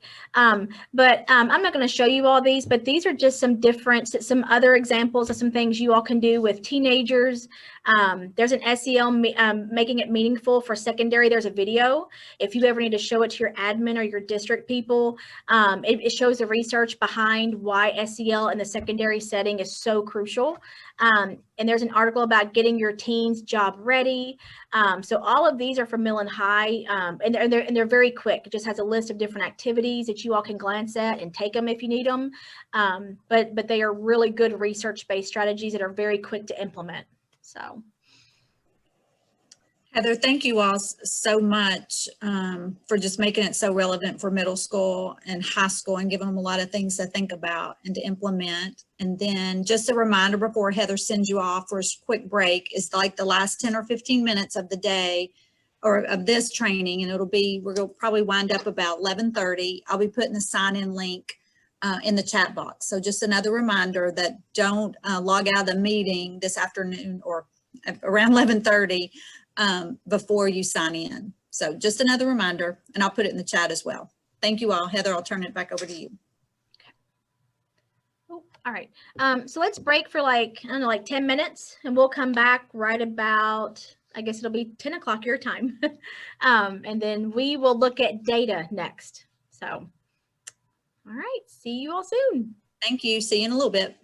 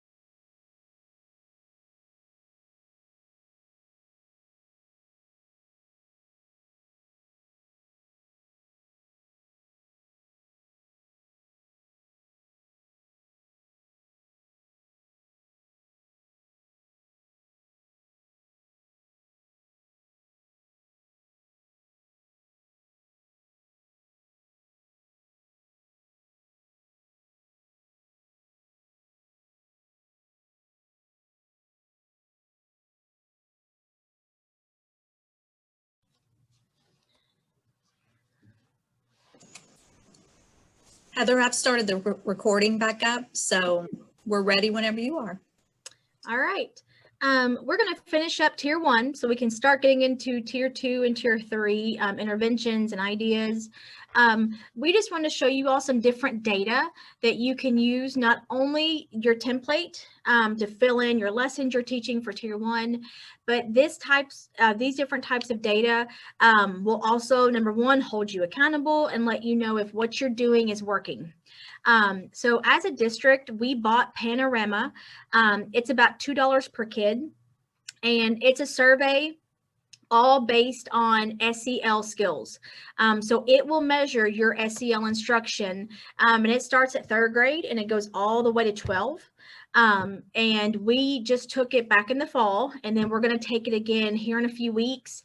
But the beauty of Panorama is that we can track our tier 1 SEL instruction, but also it pulls from Infinite Campus. So it will show you a snapshot of the whole child. It shows their attendance, their behavior incidences, I know we use STAR to track like their reading and math. It shows their STAR scores. It shows their grades.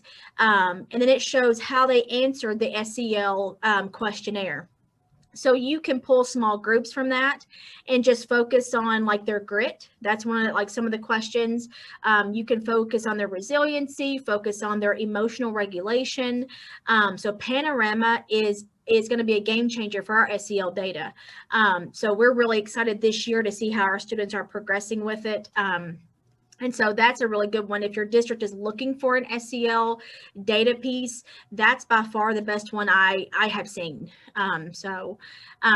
We also use a resiliency poll. This one, now our district still uses it. It more targets your kids who are at risk for depression, suicide.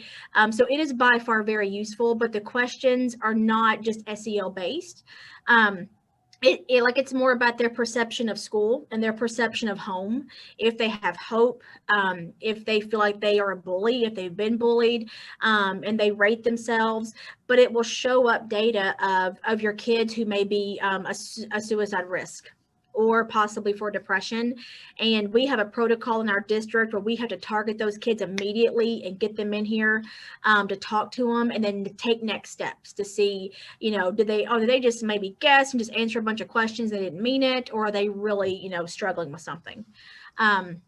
And then, of course, I know a lot of you all use Swiss. That absolutely will keep your data for tier 1 and tier 2 and 3. Your behavior referrals. I'm going to show you a sample of a universal screener that we tried for SEL. And then, of course, your college application rates. Behavior flip is something, if you ever read the book Hacking School Discipline, it is all about getting your building moved towards restorative practices. And it's amazing. So Hacking School Discipline, it's amazing. We read it as a staff last year. But Behavior Flip was created by the people who wrote that book.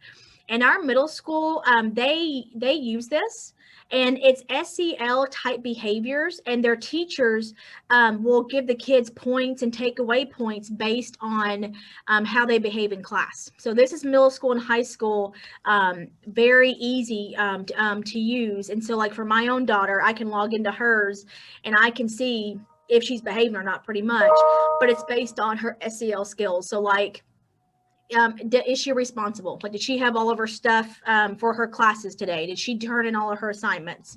But their admin team will use this for tier 2 and tier 3 interventions to see if their kids are progressing within their small groups, when they do their check-in, check-outs. So Behavior Flip, I know they really liked it, and it's real time where like we can see it as parents just on an app. So that may be something you might consider as well. I'm not sure of the cost of it though. I wanted to speak really quickly to, where are you going? I have my daughter in here, I'm sorry.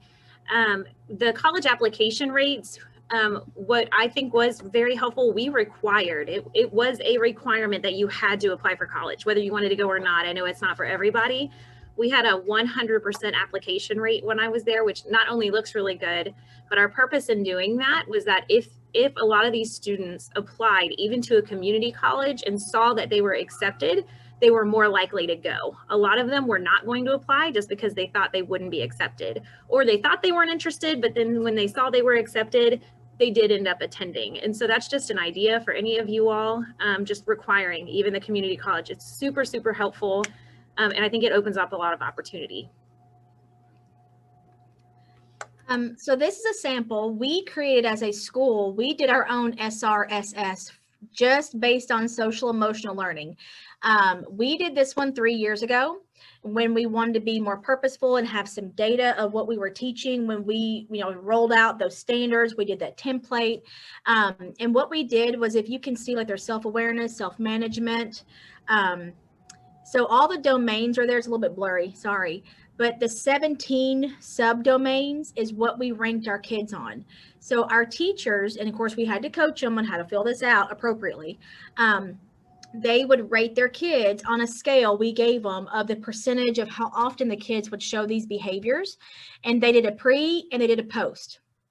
So that way we could see based on our tier 1 instruction, and if some kids, like you see the red and the yellows, that showed up as our tier 2, and some of our kids who were receiving tier 3 instruction, who were having those behavior plans. And so this gave us a ton of data. It gave us data by grade level, by homeroom teachers, by kids. And for us as a building, I know within our counseling program, it was very overwhelming. And so we did not find it as effective as it absolutely could be. So you all are more than welcome to take this and tweak it. But I know for some of you in your building, like if you're really in charge of a lot of the data, this could be huge, and it's free. I mean, we just created it ourselves. So if you can't buy Panorama, this is something at least your teachers could start rating your kids objectively. We had to coach them how to do that. And then we got to target our kids to see how they improved. So that's just a universal screener we wanted to show you all, just in case you want to take it, and just as an idea and make it better. So, okay, all right. So how do we know for tier 2? So now we're moving away from our tier 1. We've showed you the data that you could use to see if your SEL, PBIS, how is your data showing your kids progressing? Again, you want at least 80% of your kids to be progressing with your tier 1 instruction and your management and your expectations. So every building is different, and these are just some different ideas, and you all obviously will tweak them based on your population of kids.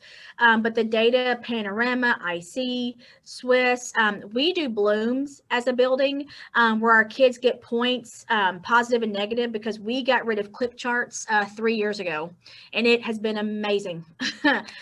Because clip charts never provided data for us, and they were kind of a public shame walking through the building to different classes. So we went to blooms. It's real time. We can look at the data for tier 1. We can change it to even tier 2 interventions based on their goals. It goes straight to the parents. And we have non-negotiables with that as a building for our PBIS team as well. So for example, if a student has below 80% positive for the expected behaviors, they're going to receive tier 2 interventions. We do not have Swiss up here, and so we use Infinite Campus.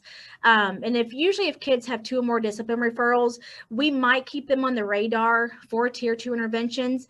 But I will caution you, because I know behavior is very gray. You all know that. There's not clear cut, black and white, here's what it looks like. But the thing about the discipline referrals is, if I have a kid, and I know Swiss does this amazingly, if it's the same behavior and they're receiving referrals about that, that's absolutely warranted for a tier 2 intervention. But if I have a kid who has 1 referral in August for a bus and another referral in the late September for a hallway behavior, those 2 do not match. I'm not going to put that kid in a tier 2 intervention all of a sudden just because they've hit 2 referrals. So you really have to think about that as a building, to be consistent as you possibly can of, okay, are we just following our guidelines, or what's realistic with our kids? And of course, your universal screener, like we just showed you, the teachers rated their kids based on 0 to 3 with our SEL domains. Resiliency poll, Those are the different, in parentheses, the different topics that it has. And then our emotional check-ins, like we showed you all, those give us a lot of our tier 2 interventions for kids to see who's blue mostly, who's red. So we know how to start targeting our small groups, our behavior interventions for our teachers. So that's part of the data that we use. And again, for your building, tweak it, change it, whatever works for you. I know for PBIS, you have your flow charts that you all use. Okay, you want to talk about this one, Olivia? Yeah. So here's just a list of some of the tier 2 interventions that we do. We've already discussed a couple of these, like our check-ins and our calm corners coping tools. We are very big on restorative practices here, and that goes back to our teachers wanting to resolve the issue long-term rather than always have an immediate consequence for things, really addressing the underlying issues. And so our principals will have restorative sessions. We have a special ed teacher that sometimes will have those depending on who's in need of those. That is something that we really base a lot of our mindset around with SEL. I know that Heather does peer mediation. That's kind of her thing. It's quick, it's 10 minutes. You train them, and then, you know, a student will come up and you grab your other 2 kids, they can resolve it together and it's done, which is really nice. 2x10 I've seen done in elementary, middle, and high. So this can be done virtually or in person. So you will have 2 minutes over 10 days with a student. And these are the kids who sometimes are a little bit invisible, you don't really notice as often, or a teacher says something's off, but I can't figure it out. They can be referred for anything from teachers, and then you assign them to another adult, and that adult will check in for those 10 days, 2 minutes at a time. It just makes the kids feel like they matter, somebody's listening, they can talk about Legos or football or whatever it is that they're interested in, and that's it. So it's super easy.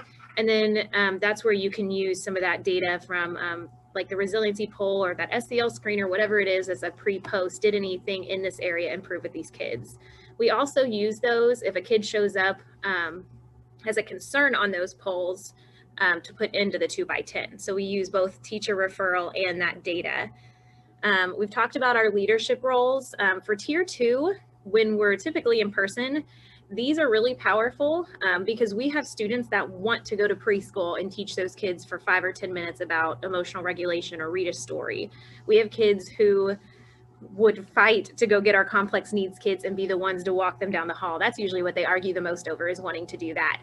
And so we have found that they have to earn that. If you want to be able to go teach how to regulate or read this story and be a model, you have to act like that in your classroom.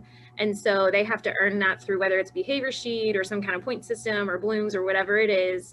We use their strengths as a motivator for them. And then we also changed our small group referrals. And so for somebody asked what we're using for the emotional check-ins, we use, well, I guess if you can clarify a little bit in the chat what you mean by that. Like we have a virtual system that we use and we're using zones of regulation. It's like a whole broad, I want to make sure I get the right answer. So if you'll clarify that for me, I'll come back to that. For zones of regulation. Do you mean like what our teachers send out to our kids? I can't see the chat, sorry. So, oh, yes. Okay, so like some of those samples we showed you are similar to what our teachers use. They just created a Google form. But now as a team, it looks the same. So 2nd grade has the same Google form, 5th grade has the same. Now it's obviously different. And for our zones, they put the colors. Now for middle and high school, you're not going to ask the kids if they're in red. You're going to use, emotional words. You're going to use kind of like some of those we showed you. Are you happy? Are you sad? And you can take that to a next level with more, difficult vocabulary for their emotions. But yeah, we just created Google Forms. I mean, our teachers did that. We showed them some samples and said, go create it.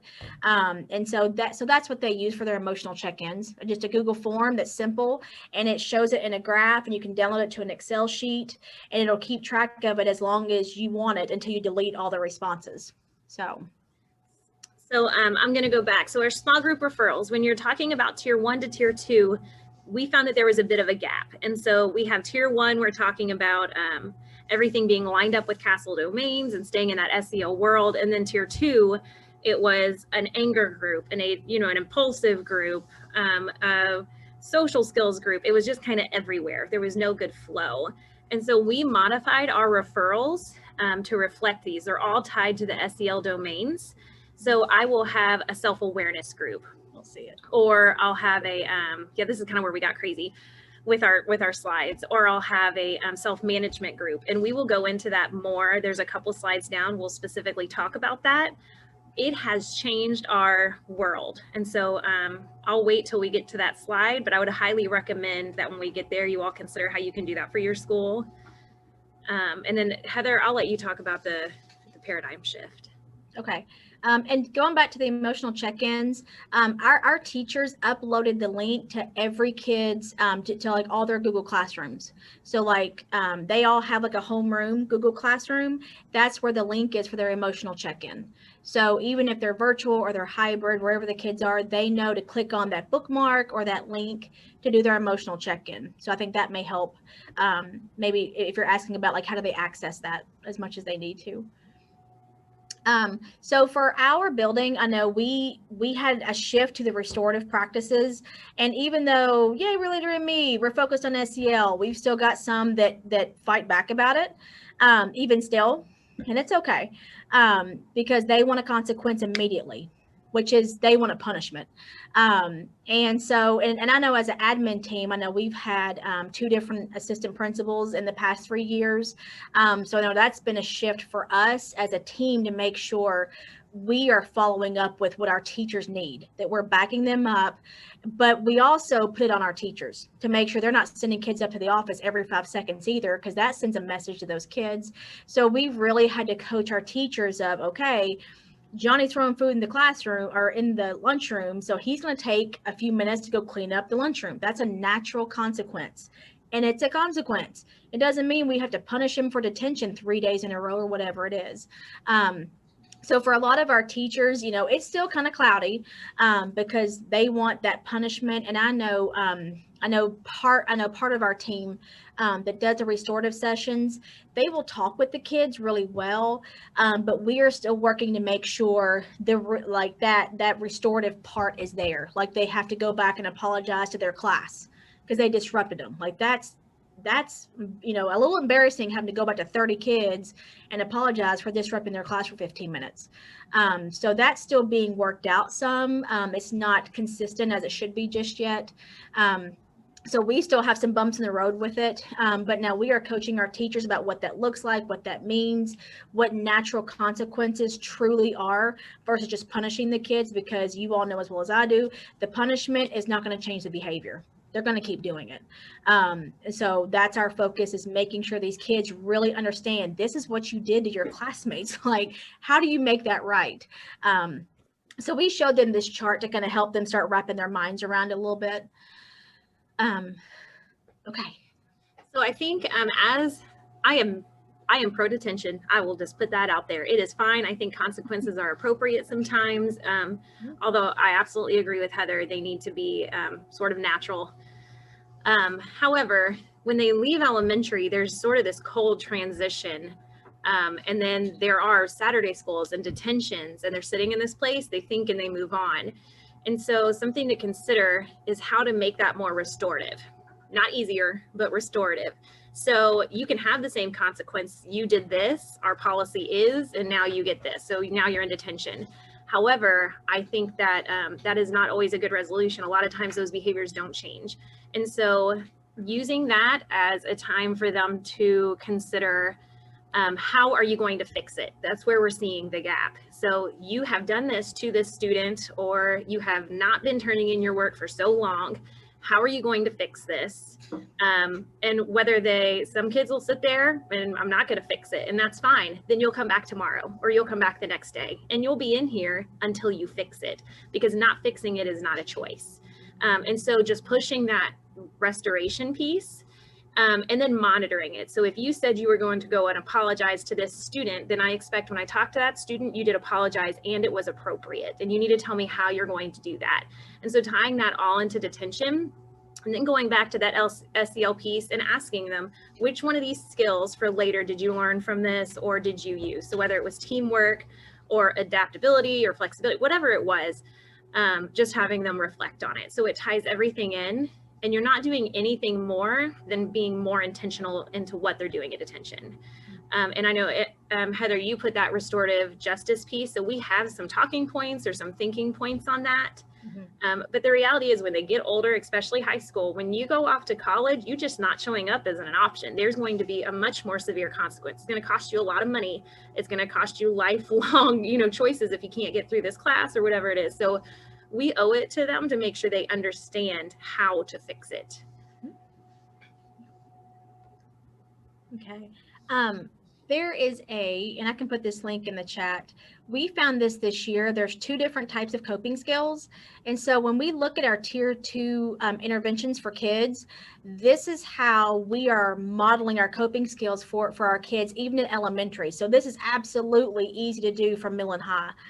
There's emotion focused and there's problem focused. And I'm not going to look at the whole article, but the link is in our presentation. But the emotion focus, it focuses on their emotions. How do they deal with stress and worry and anger? And what is necessary, what can they control and what do they not control?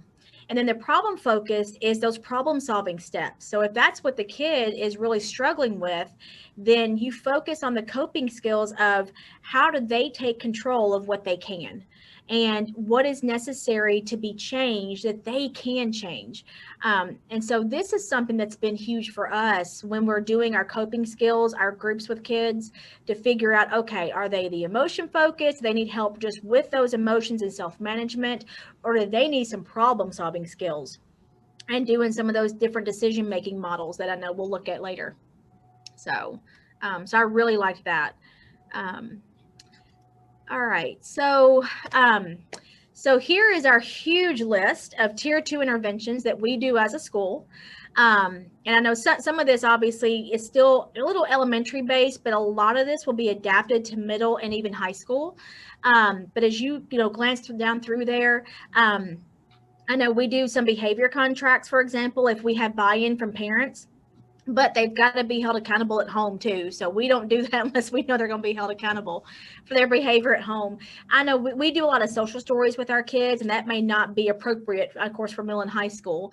But the sensory items, for certain kids going on to secondary, that still may need to be something that they need, but maybe more privately, like not going back in the back and bouncing on top of a yoga ball. Like they wouldn't probably do that in high school unless you have a flexible seating classroom. But preferential seating or having a certain place in line, as much as they do go in lines in secondary, that could be appropriate for some kids.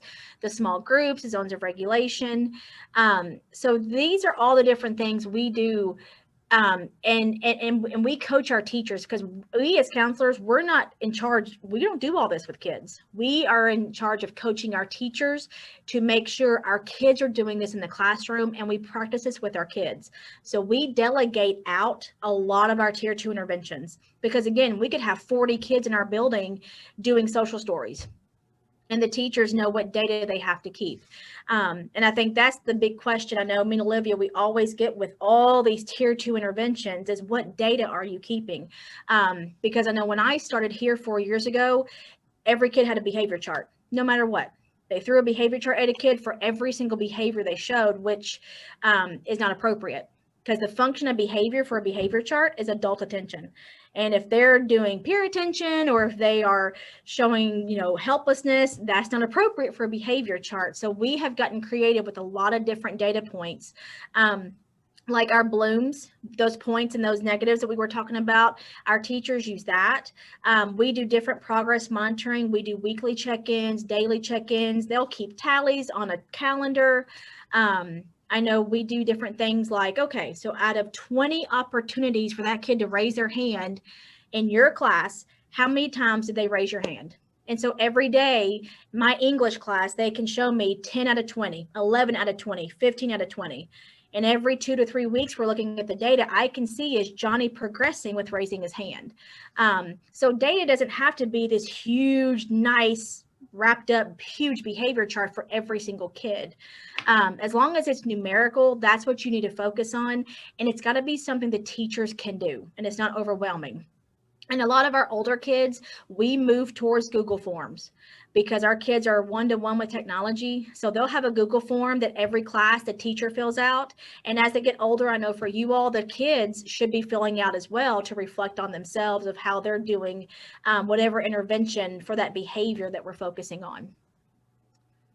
So for middle school, and we know this is more middle really than high, but transitioning from elementary to middle means making this independent. We kind of discussed this yesterday, where if you need your assignments chunked, if you really cannot focus and you just need 4 at a time, so be it. But it is your responsibility to say, hey, I'm going to do these 4 first. Can you check and make sure I got them right before I move on to the next? Rather than we at the elementary level saying, hey, don't forget, you have to show us after 4 that you did this. It's moving everything towards them advocating for what they need on their own. So again, there's some of the data, and we do have kids on behavior charts.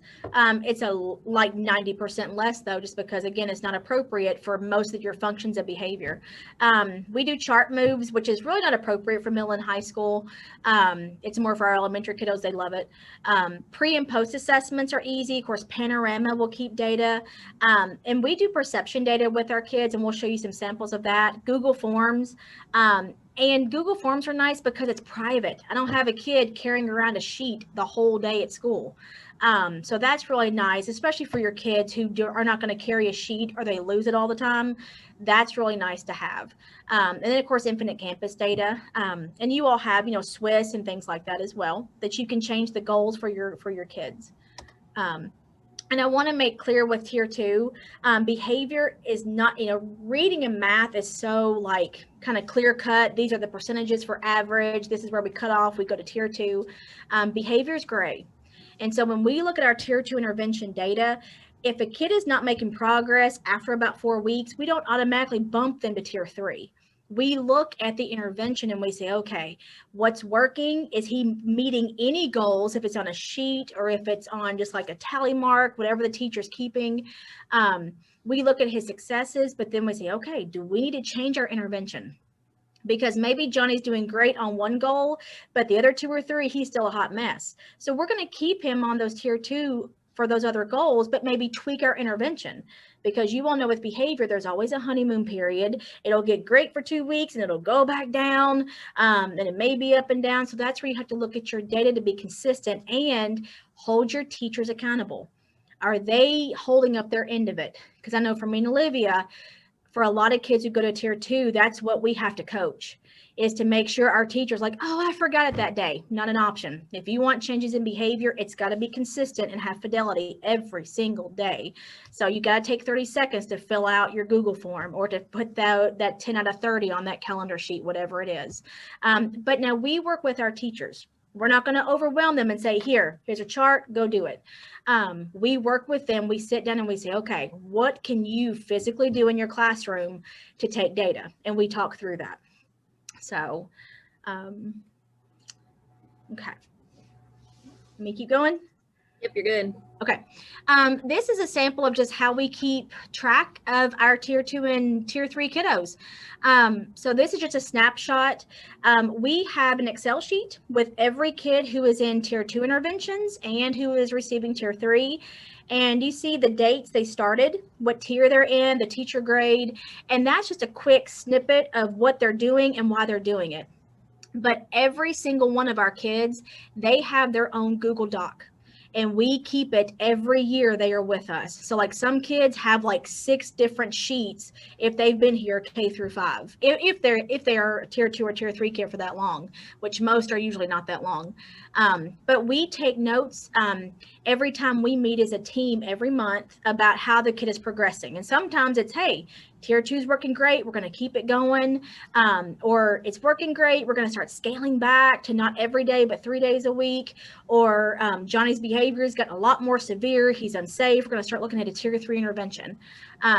So that helps us as a team, number 1, make sure we're holding our teachers accountable with their data. And number 2, we know what interventions are going on in our building for these kids.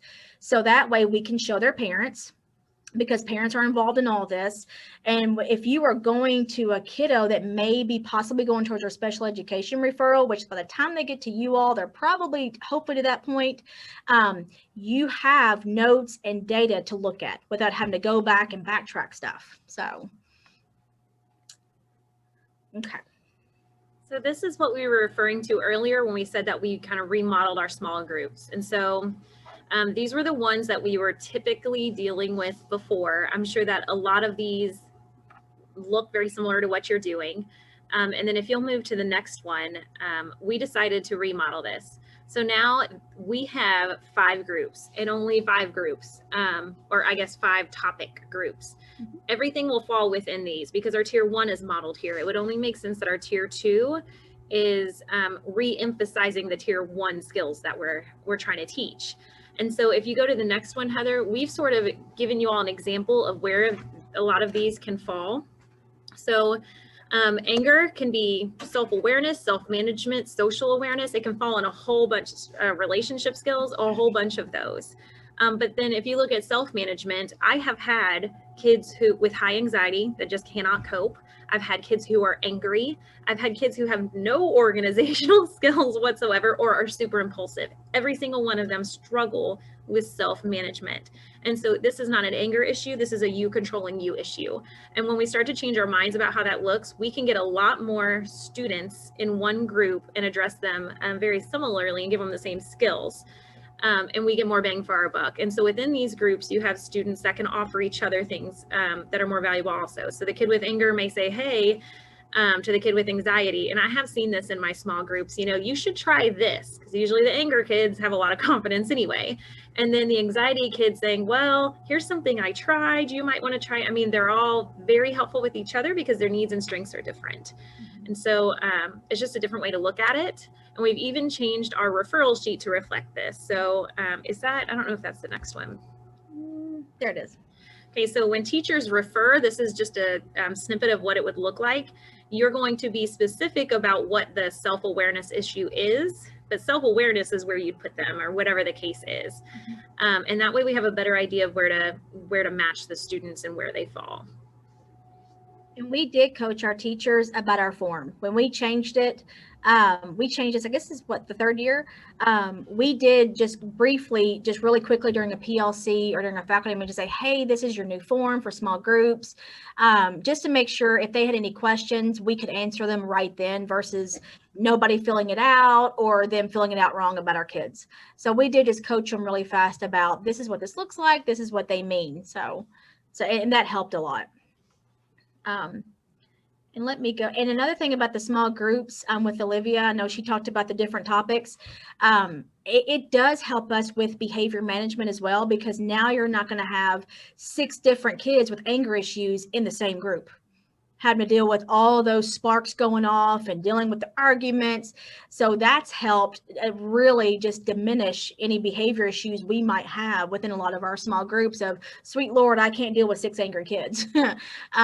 So that has helped a lot with that too. So for our small groups, here's some data that we use for these different small groups we're about to show you all. Again, some of these we've talked about, but when we had K-Prep data, for real K-Prep data, we would use that data. We do STAR. I know some of you might do map testing. We do Easy CBM and Boulder for reading and for math. We look at our free reduced lunch numbers, our attendance data. We look at our special education progress monitoring as well. Of course, behavior, our panorama and our resiliency poll for those SEL skills, our red flags that show up from our emotional check-ins, and then of course we take teacher referrals. So all the different small groups we're about to talk about, they are all based on these pieces of data, and you'll see how all that works. Okay, there's a referral form. All right, so these are just some ideas, just really fast, about some different ways that you can work in self-awareness for some of your tier 2 interventions. Of course, zones of regulation we use as a tier 1, but we also use it with our tier 2 and our tier 3 interventions. We just take it to a next level with them. And it's K through 8. We do a lot with growth versus fixed mindset because a lot of our kids, especially right now, they are struggling to get out of the fixed mindset. If anything's hard, especially when they're home, they shut down, they cry, they, stomp, they shut down their Chromebooks, they get off the camera. So we do a lot with that. And actually, I didn't pull up my links, but there is a whole YouTube playlist about this from middle and high school. I'm not going to play the videos, but at least just want to show you kind of what it looks like. Well, I went ahead and played anyway. But over here, if you look at right here is a whole playlist. It says middle school, but it's very appropriate for high school as well. It's all these videos just for growth and fixed mindset. And they're really good. And then this one, the identify growth versus fixed mindset. This is a YouTube clip that has different athletes, movie clips, TV show clips, and the kids have to guess growth versus fixed mindset. So like Michael Jordan's on there. There's also one about like a dad kind of chewing out his kid in the back because he didn't have a good practice. Like Homer Simpson's on there. So some of the more like secondary type, I think, characters that they would relate to, that's a quick little video. And then Zoom is just it's an acronym for any of your kiddos who are receiving Tier 2 interventions, just to help them kind of get their thoughts right when they're trying to become aware of where they are and be more thoughtful in their actions. So that's just a little poster that's really easy for them in a small group, just to teach them how to use that. They can take it, you can print it out, take them with them. So they always have it with them, whatever you want to do. And then Lessons for SEL, it's a whole YouTube channel for secondary, and it's got tons of different lessons for every domain of SEL. So the self-awareness one, I've got them linked in our presentation, but if you just search Lessons for SEL YouTube channel, they're all free, and they are really good videos for secondaries. There's role playing, there's modeling, there's different steps. So you could even use that as some of your Tier 1 instruction, or as a Tier 2 or Tier 3 for your kids. Okay. The Guiding Girls to Greatness, it is 5th grade through 12th grade. And I've used it with my 5th graders, my 6th graders I used to have. And it has tons of good activities for self-esteem, self-awareness, for how to get along with other girls, drama, there's leadership in it. So it's just a great book about just empowering girls. So if you do any groups with that, that book is amazing. That's just a snippet of what I did with some of my 5th grade girls. It's just one little activity. Okay. So for self-management, this first activity I did with a group of students, and I loved it. My last school was a P-8 school, so this was done in that building. I had an office that had a window that was in a hallway that all kids passed every day. And so I had a group of kids who were a little bit mean. They did not control their words or their actions well. So what we did was I gave them a marker. I told them what they thought was a dry erase marker. I told them to write on that window everything mean that they had said or heard or seen online or whatever it was, as long as it was appropriate. And they did. And when I tried to erase it, it wouldn't come off because it was a permanent marker on my window. And there are ways to get that off. But I left it up for a week and I explained, like, these things don't go away. You can't just erase what you said. It sticks to people. And I think especially for middle schoolers and what they're seeing on social media, it was extremely impactful. So every day for a week, you're going to walk by, you're going to see that this is stuck and people are going to see this. They didn't know which kids wrote them. But I want you to think about how that feels to keep walking by it, just the same as somebody has to keep looking at it or keep feeling it after you say it. It was super impactful and it was a really quick, easy lesson to do. I know for this one, a lot with your ILPs that you do with your kiddos will go into self-management with the goal setting, the organization. And then I linked on here a secondary coping skills toolbox that's for secondary students. So when you all get the actual presentation, you can click on that and it has a huge list of different coping skills that your students can highlight, they can circle, whatever they would like to use to make it more individual when you are doing your small groups for those kids who need that self-management. And And then any type of real world role playing our kids can do. With them about to graduate, and then a lot of them are going to get jobs once they get to you all, they need to learn how to, number one, do an interview. And a lot of your business people in your communities, they will come in and help your kids do that and coach them how to do that. Because I know as counselors, that shouldn't be just your baby to do. And so that's something to get your community involved with. But any type of those skills, they need to be able to communicate, especially with how much they are on technology.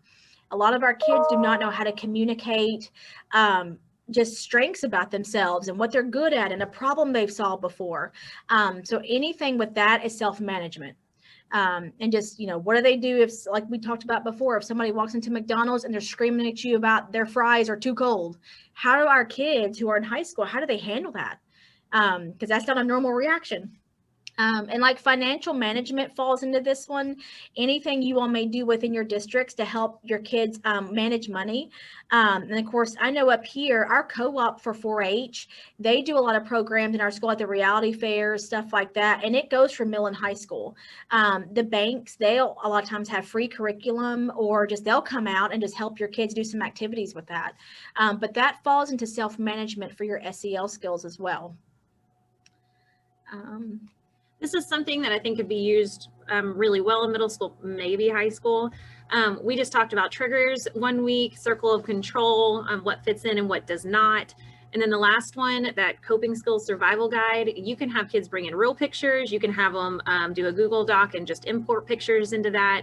It was really fun, but then they have something to sort of reflect, who are my people? What are my strategies? What are things that make me smile and laugh? It's just a good reflection activity.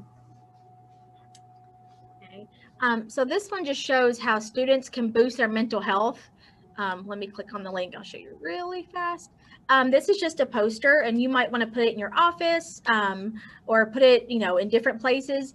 These are just some ideas, 10 things that your students can do to boost their mental health. And some of this, like within your buildings, you're doing with like mind and body, exercise, organization. But I thought for our secondary kids, this is just a quick snapshot of different things like, oh, wow, we already do that at my school. How can I do that at home as well? And even for parents, this might be good to share as well. And so that's something for self-management also.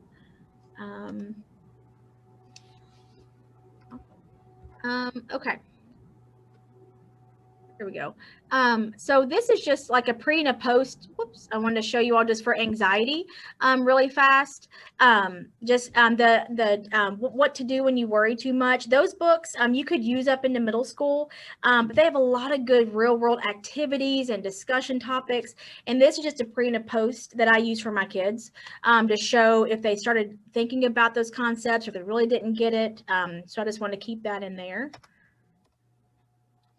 The virtual assessments are nice. So this is just something I have teachers fill out before I meet with kids. You can change it, modify it depending on the group that you want. I'm asking the basics, like give me a description of them, but also asking things like how they get along with each other, follow directions, whatever it is. And then when I start the group, I ask the kids about it. They'll give me their answers. And then I'll say, well, your teacher thinks this. So let's figure out where the discrepancy is. And this is exactly what we're working on. Giving them that directly were more my 5th graders, a little older, because that'd probably make like a 2nd grader cry, but it's very upfront. Just kind of confronting them with your perception and the teacher's perceptions do not match. You are here for this specific purpose. And I think that really does help support. And then we do a post assessment at the end, and Google does all of that for me, which is nice. So this, there it is. Okay. Let me make it a little bit bigger to see if you can see it. So this is just a behavior rubric that we'll use sometimes. Now it's elementary. It's very easily tweaked though on into middle school. I'm not sure high school if you would need something like this, but this will keep your data for some of your kids who are receiving tier 2 and tier 3. These are just rubrics for behavior, and there's one for self-control. And of course, you can tweak them more based on the behaviors that you need them. But I know Marzano's kind of the guru of everything for research and rubrics and things like that. But he does have some for behavior. So I wanted to make sure I kept that in there in case you all might need a rubric versus throwing a behavior chart at kids, things like that.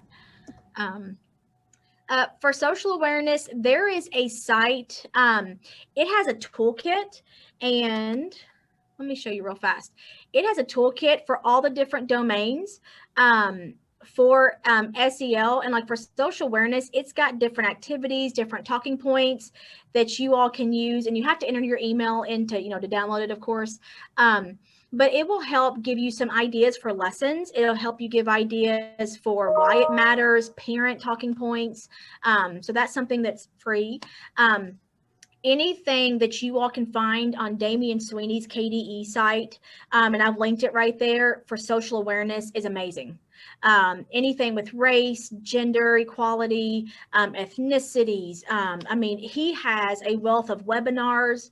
And if you follow him on Twitter, I know he always links his webinars on there. So anything that you can find with him, it's always free. His counseling newsletters he sends out, it's tons of good resources for your social awareness, just to help our kiddos just get a little bit more proficient with that. And then those are just a few chapter books. I know some of our middle schools and high schools use up here, just to help work in that SEL piece with some of their ELA. I know my daughter read Ghost this past summer, when a lot of all the racial things were happening with the police, and it was amazing because, you know, because she would have conversations from reading that book and watching the news, and she was able to connect so much of it. So those are just a few books for that to work in your SEL with some of your curriculum as well for your academics. And this is just like a social challenge. These are just quick little things that you can challenge, even as a tier 1, or even as some of your kiddos that are receiving tier 2 interventions for social awareness. Have them give an honest compliment. Tell your best friend what you like about him or her, and tell them to do it without a phone. That's the huge piece of this. Actually have them have a conversation with somebody and not text them, or not, you know, like them with the emoji. And then after it's finished, have the conversation. How did you feel? How did they feel? Was it awkward?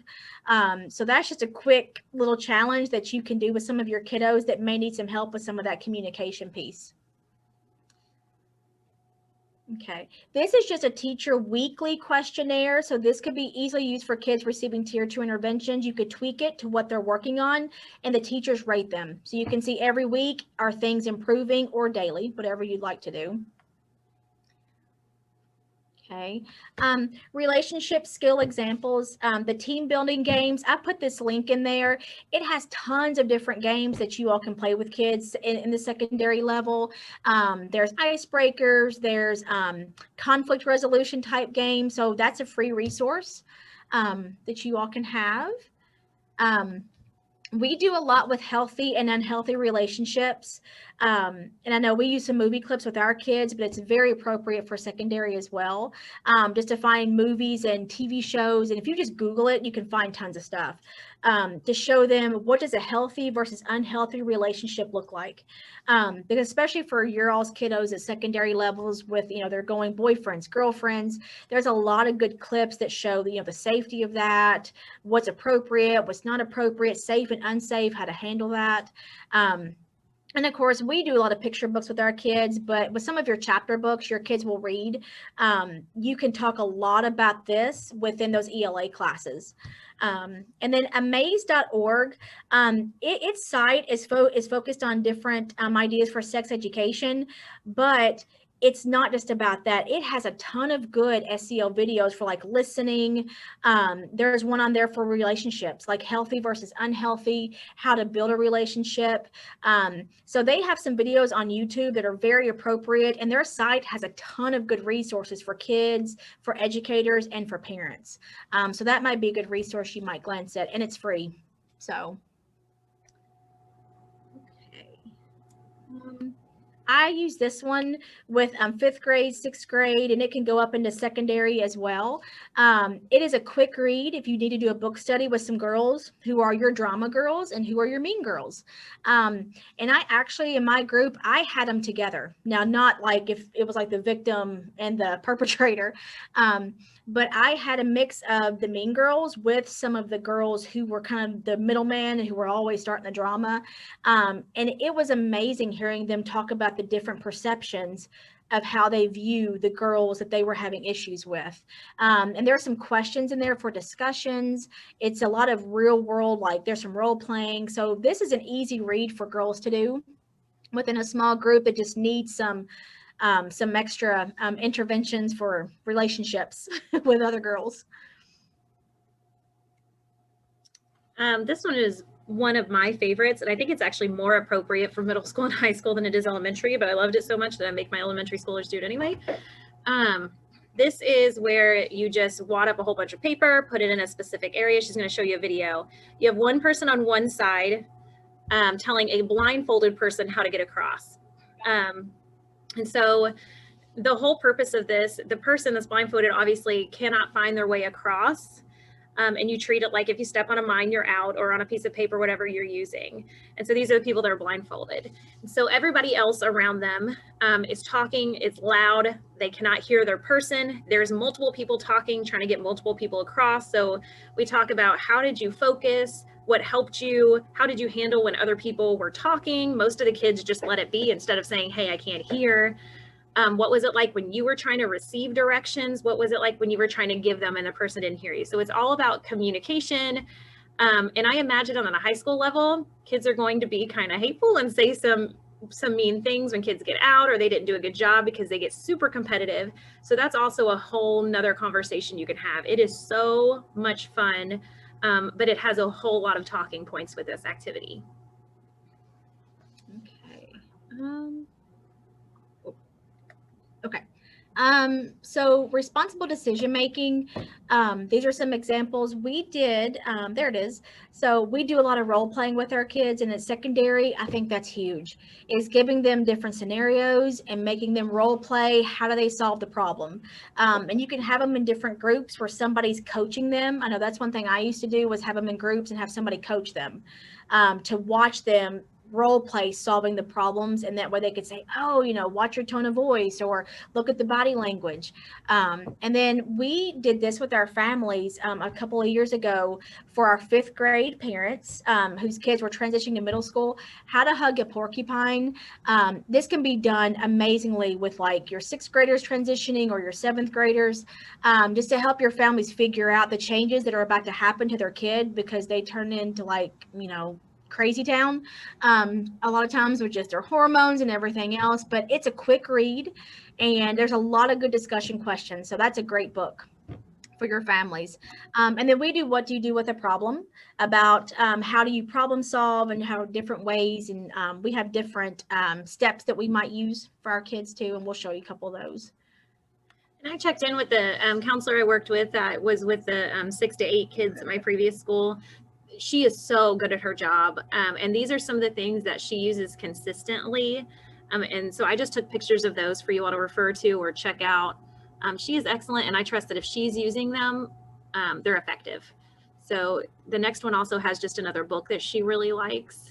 Yeah, and I like that one too because she is very data driven. And so that has some of that in there for you to use. And this is just a real quick, if you have a kid that's just not, like, I don't know what to do, and just kind of isn't there, just make them spin, and here's how you can solve your problem. And I like that it's split between verbal and nonverbal, and kind of talking about, or even in a group, what does this look like when you're doing these?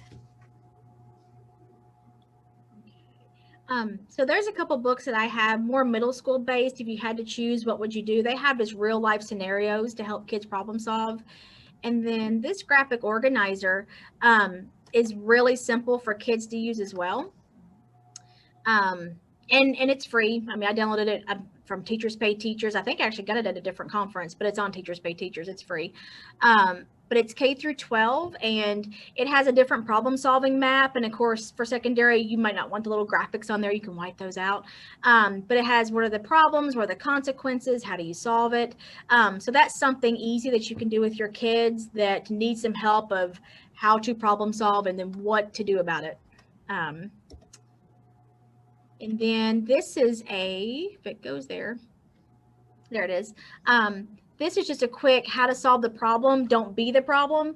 And it gives them different ways to really apologize, because a lot of our kids have no clue what that looks like, especially because of technology. And it talks about your iMessages, and that's just a half sheet of paper that you can do with your kids who struggle with that communication with problem, especially the kids who start drama and who are always instigating issues with other kids. These are a couple examples of just your kids who struggle with some organization and staying on task, being on time, having their materials. These are some things they can rate themselves or the teacher can rate them. So these are a couple examples you might take and you can put them into a Google form. But every week, you can meet with these kids and talk about how they're progressing, what can they do better. And there's another one very similar. And again, the teacher or the kid can fill these out and they can kind of, rate them against each other to really say, Johnny, you're lying to me every time you meet with me. I know what your teacher says about you. They hold him accountable too. And these are just a few resources. I know we have seen, we read the Everyday SEL for elementary, and it was amazing. So to get you started with some of this, the high school and the middle school versions are really good. And of course, we love Why Try. There's an elementary version now that's amazing. Calm Classroom, it's a quick book that has a lot of different things you can do within your schools for interventions or tier 1. And there's a middle and high school version, but those are really good resources. And then these books up here, like When Mom and Dad Separate, those are really good for sure for middle school. And if you have kids in high school who have art and love art, I know they have art, but those are books you have to order. But there's one about a terminal illness. There's one for grief. It has the kids work through the workbook and do a lot of drawing and some writing. And it's very therapeutic for them that are going through some of those things. And the middle school counselor site, if you've not seen that, that has a ton of lessons, resources, data. So that's a good resource as well. Okay, so these are just some interventions that me and Olivia, we coordinate, but we do not actually, I guess, do them, if that makes sense. So for our novice reduction, we took our STAR and our K-PREP scores, like we talked about before. That was a piece of data we used. And based on our academic needs for reading and or math, we started looking at our kids who are not achieving the way they should have been achieving. So Olivia, do you want to explain through this one? I know you like this. Yeah. I will be really upfront. This takes time. It is so worth it. Data proves it's worth it, but it takes time. It took me a couple hours, me and Heather just sitting down and putting all this data in.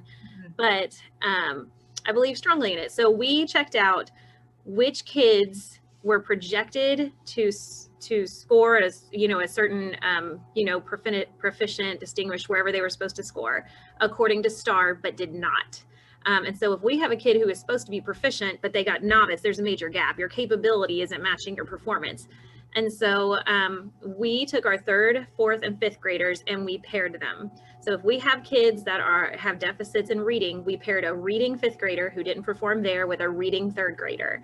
They got together 10 minutes twice a week. That is it. We did none of that. We assigned them up front and did all of the data. But then the teachers made sure that they met twice a week. That was it. And they would do a reading game or some, read a fun book. It was fun. And the same with math, flashcards or a math game. And our data was mind blowing just with these extra 10 minutes. So the kid, where you see red, that's the only place any kids went down. And so this is my chart, which is why it makes no sense to anybody else, because I am not mentally organized like everyone else. But if you guys look in the green area, over towards where it says K-PREP 2018, the second one down, we have a kid who went from novice high to apprentice low, novice high to proficient. And we saw some major differences. And we also tracked their fall math and winter and with STAR and their reading. And they went up drastically. I mean, we had kids that went from like 20th to like 80th. I mean, it was crazy what that extra 10 minutes and being intentional about that intervention was. And teachers did not argue about these kids taking time out, especially after seeing this data, because they knew it was academic, it was intentional. And now that we have this data, they're even more willing to let us borrow those kids. Yeah. And this was not extra time for the teachers either. They just said, hey, so-and-so, go meet your buddy. So not only did it help their academics, it also boosted their self-esteem, because as well as I do, your kids in middle and high school, if they're not good at reading, they hate it. If they're not good at science, they hate it. So pairing them up with something they're weak at with another kid to give them a leadership role changed their dynamic in that class. Behaviors went down. they wanted to go to those classes. They wanted to learn from those teachers.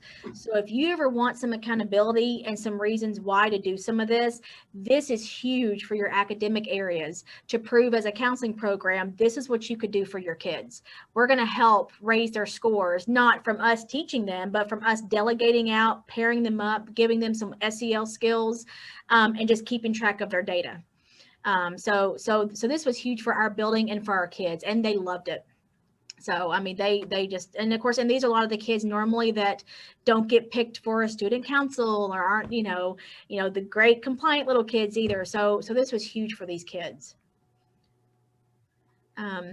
We did an attendance group, and it's super easy. We did it twice a week, Monday and Friday mornings. We looked at our Infinite Campus data of our kids who showed up as those attendance issues, sent out opt-out letters, and of course, most of them never come back. That's why we do the opt-out versus permission. And it was for 15 minutes. If the kids showed up on time, it got them to school. Me, Miss Ballou, and then our school psych also helped us with this. We just all kind of tag teamed and picked different days where we were not always stuck to this every Monday and Friday. And we just hung out with the kids. We played games with them. We talked to them. We drew pictures with them. And it got the kids to school. And so if you look at our data, and of course, this is a couple of years old. We just kept it because it's kind of hard to take a screenshot of every year. But all the kids who are in green, those were the kids who improved and who came the most. So they got to get out of it about a half a year in, and then we brought in more kids who started coming up with attendance issues, and our kids who improved just a little bit, we kept them in. But this was, but we show this to our district as well. Like our principal shows all of our data to our district office to show this is how our counseling program is impacting all the different, things in our school. But again, this data is just from Infinite Campus. You just pull your reports, we put it in an Excel sheet, and it's really easy to keep. So, and it's an easy intervention, and you could do it with anybody in your building. If it's a PE teacher, they could do the group. It doesn't have to necessarily be you all doing that. Now the Bob group, we stopped doing this 2 years ago because we had too many mental health needs coming into our building. So we dropped this one because this was on our big rock. But now for secondary, this may be something that you really need. But the Bob group it's this big old binder, and it was a school-wide initiative. For us, it was 3rd, 4th, and 5th. They all had the same binder. It was universal. And we would just meet with our kids who just couldn't organize, those executive functioning type skills. And we just kept track of it like this. Is your desk clean, clean, backpack clean? Do you have a pencil pouch, agenda? Do you have your supplies? We would meet with them once to twice per week, and they would rate themselves, and they knew we were checking in with their teacher, so they couldn't really lie to us either. But we compared it with their grades, if they increased, if they stayed the same. And so this just helped them keep them accountable. So if you like that, use it. But for us, it's not a big rock right now in our world. But for our secondary kiddos, you might really like that for all your kids who struggle, especially going from middle to high or elementary to middle, who need those executive functioning type skills. I do peer mediation. I love it. It's one of the highlights. And I always do it with my my highest level kids. So like here it's 5th grade. Back in Bowling Green, it was 6th graders. The training takes maybe 3 to 4 hours. It's not all in one day. I pull them when I can, when teachers will let me have them. It's about 20 kids. They have to apply, and they have to get recommendations from people that they would be good as mediators. I have a packet that I train them with, and they practice active listening, communication, body language. We do a lot of role playing. They create a video to show to all of our homerooms of their purpose. What is a mediation? How do you get one? And what happens in one? They take maybe 10 minutes. So if I have a kid from a 3rd grade room who turns in a sheet for a mediation, I call my 5th grade classroom, say, hey, send me 2 of my mediators. They come to my office. They have a script that they've practiced. They sit in here across from each other. We practice all that. And I am not in the room. It's confidential, and they do their mediation. And then the only thing they tell me is afterwards, yeah, it went great, or holy moly, no, it did not go good. We got to have another one. And it's easy. And what happens with this is it will help you decrease the amount of kids who need help with conflict resolution, who want to tell teachers everything. So that, and it builds leadership skills for a lot of your kids who are able to do this. Our 2x10, we do with tons of different types of kids. It's a mesh of a bunch of different interventions. It can be kids having home issues, your shy kids, your kids who seem like they're loners, your emotional red flags, they're into this. It can be any kid who just needs somebody else in the building to put eyes on them and to talk to them. Like Olivia said, for 2 minutes, 10 times a day, we do take data for this to show it's working. So we do our panorama survey for it. We also have done the perception surveys where we do a pre and a post. The kids fill out one and the teachers fill out one to see if they notice a difference in those kids after 10 days. And this shows it's working, it's not working. And you can see by our data, tons of our kids grew with how they were happy at school. They felt success. So it is an easy intervention for any of your staff members to do in your entire building. I mean, think about how big your building is. They get one kid for 10 days. I mean, it's a piece of cake. And so 1 year we did it with the teacher ratings based on the 7 habits. And you can see the yellow is all of our kids who got better. And so, the data doesn't lie. And I mean, it's an easy intervention. And again, me and Olivia, we'll take some kids for 2x10, but we do not sit there and meet with them for 30 minutes every day. This is delegated out again. All right. This is one way you might want to keep track of your gap group interventions. It's just a table. Just write down what your gap group is, the intervention you're doing, the frequency, the dates, who's coordinating it, and then your data. So for some of you, this might look like, oh, wow, that's really easy to do. Just so you hold yourself accountable as a counselor, like, oh, I need to check in with those kiddos doing the novice reduction groups, or I need to check in with my teachers doing the 2x10s to make sure things are going okay. And then this is something else. Now this is a little bit more specific, depending on what you would like to do. But this is an example intervention grid. So for an attendance check-in, they just describe it. How do the kids get in it? What's the data to get into that intervention? Permission, is it opt out? Do you need permission? Progress monitoring, what's your data? And then how do you make your decisions? How do you fade out the intervention? How do you increase it? How do you maintain it? So for your secondary level kids, this might be really useful for the interventions you all are having in your buildings for PBIS and SEL. Okay. So moving on to tier 3. So if your kiddos in tier 2 are not making progress and maybe you've changed interventions, or if their behavior becomes increasingly severe, like I know that happens to us sometimes where tier 2 is great, but Johnny comes walking in for like a week, tearing up a classroom all of a sudden, he's unsafe, and it's not getting better. We're like, whoa, we got to do some more intervention for this kiddo. So any good tier 3 process is going to start, number 1, with your ABC observation.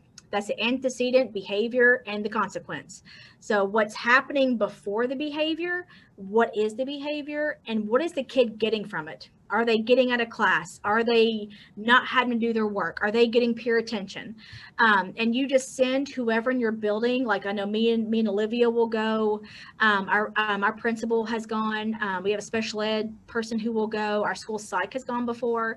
You might have a social worker or a mental health therapist in your building that works with you all that could do it. And then we do a brief FBA. Now it's brief in the fact that, it has like 15 pages, but it's brief. We interview the teacher, and for you all, especially for secondary, the student should be interviewed. We interview our kids 3rd, 4th, and 5th, and they are very honest. They tell us they know exactly when it's happening. They know how severe they are. It's kind of amazing with how they kind of off they are. They can tell you everything about the behavior. And then from that paperwork, you look at your data and you start forming your short and your long-term goal. And for a tier 3 student, you usually hone in on 1 or 2 goals max. Because, if it's tearing up a classroom, well, you got to target that behavior. Everything else right now, if it's work completion, you got to keep the kids safe first. And for a lot of teachers, that's a struggle to have to convince. But tier 3, you know, their interventions are going to look different. And of course, a lot of the interventions are similar to what you would do for tier 2, except it's one-on-one or it's two-on-one. But those kids, based on that behavior plan that you will create with that goal, everything you do is focused on that goal and to wrap around for that kid. All of our kids in tier 3, they do all have a behavior chart. It's a template we use for our school. Just because that data that we need, we have to show all day how they're doing, every single class, to see successes and to see where are the weaknesses that still show up. And of course, they still do their Bloom's data. They still get their points, and we look at Swiss and we look at the behavior referrals in Infinite Campus. But it's nice for our teachers to have a template for a behavior chart. So when they go to music, they don't have 6 different behavior charts going to music every day. She knows it's probably 1 at the most. The big thing with your students in tier 3 are 2 things. Number 1, there's got to be data, and like solid data. You're keeping data for tier 2, but this student in tier 3, we need data for everything they're getting. Do they have a therapist? Are they getting community-based resources somehow? Do they have a mentor? What are we teaching them? That's the second thing. Tier 3 students have to have some type of instructional piece one-on-one. If you think about it in the academic world, our tier 3 students, they are getting their curriculum taught to them in some other way that they're not getting up until that point, because they're not getting it in tier 1 or tier 2. Same thing with behavior. Our kids in tier 3, they just aren't getting it. And so they need some other form to teach them how to show the behavior we want for them. And so that instructional piece is huge. And I know for us, going into special education meetings, if we walk in and number 1, we don't have solid data, we just have a bunch of anecdotals, our school psych will not touch it.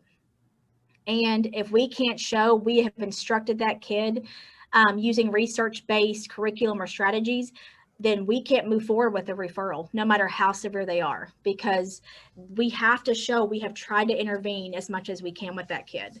And within your building, that could be you all as counselors, if you have behavior coaches, if you have RTI specialists for behavior, social workers, mental health workers. So there's a lot of people that could tag team onto some of these kids. I know back at my former school, we had a peer educator. She was amazing at building relationships, and we knew she could do the tier 3 instruction with our kids. And so we gave her what to do, and it was solid every day she met with those kids. And she was amazing at it. So again, some tier 2 interventions could absolutely still be used. Why try? I know we do a lot of that with our kids who are in tier 3, especially with the secondary level. They have a lot of good, not the whole curriculum, but you can pull pieces from it. And I'm sure some of you all already have some things within your buildings that you could do with those kids. Most kids in tier 3, by the time they get to that point, the parents already know, but we are getting them some type of wraparound service. We're getting their therapist involved. We're talking to community resources. We are lucky enough to have school-based therapists who come to our building. So we are wrapping around them very much. Okay, Livia, you want to talk about this one? Yeah, so this is a real example of a real kid here. His diagnosis, we thought, was high functioning autism, and learned recently he doesn't actually have the diagnosis. So don't know where mom got confused on that one, but it's okay. So we were seeing, I mean, he has been rough since he started in this building, since half day program, kindergarten. He doesn't regulate. It does look very autism-y, I will give him that. He refuses to work. He throws things at peers. Peers are reporting they're scared of him, ruins everything, attacks teachers. He is that child. And so this is just an example of how we addressed this using our tiers and our PBIS system here. So he was on our Blooms, which is our tier 1. Everybody gets positive points. He did use our virtual counseling office this year since we couldn't have the Calm Corner, and he really liked using that last year. So he would pop onto there.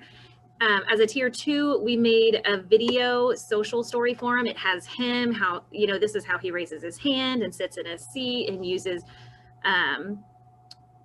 basically regulating skills. Here's how I listen well. He's allowed to take breaks He really likes using the globe, so be it. So go take a break and look at your globe or whatever you need to do. Once he learned to ask for those, it helped a little bit. Still, our data said this was not going well. So tier 3 was me. I've been instructing him at least once a week, if not more, very specifically on what's a small medium problem. How do we regulate, addressing, looking at his behavior chart. I do check in with him constantly to see how he's doing. And then there was a contract with home. Despite all of this, we had data to support recently that he's qualifying for EBD. The data was so solid that even looking at autism and EBD, which I'm sure many of you have come across before, most districts and parents prefer autism over that EBD label. There was no denying this was an EBD student, and that behavior data was super solid. So I don't know, do you have, yeah. Wait, is that the link? No, sorry. I didn't know if we could sort of, I don't know if we can It's loading. look at it just real quick so you all see what that looks like. So highlighted in yellow, if you scroll down, are all the times that admin was called. And keep in mind, this is a kid who's here only twice a week and hasn't been here that much this year. And so you'll see a whole bunch of yellow. We also calculated his percentages on how often he was meeting his goal. So these are all like virtual times. This is where he met 100. And as soon as he's at school, 0%. So you can see consistently he's not performing well at school. And we had a matching kind of area to show what the specific behaviors were. And this is insightful for parents to see as well. Hey, kids are scared of him. Hey, he threw this on this date. He said this. So just to sort of let you guys see what that looks like.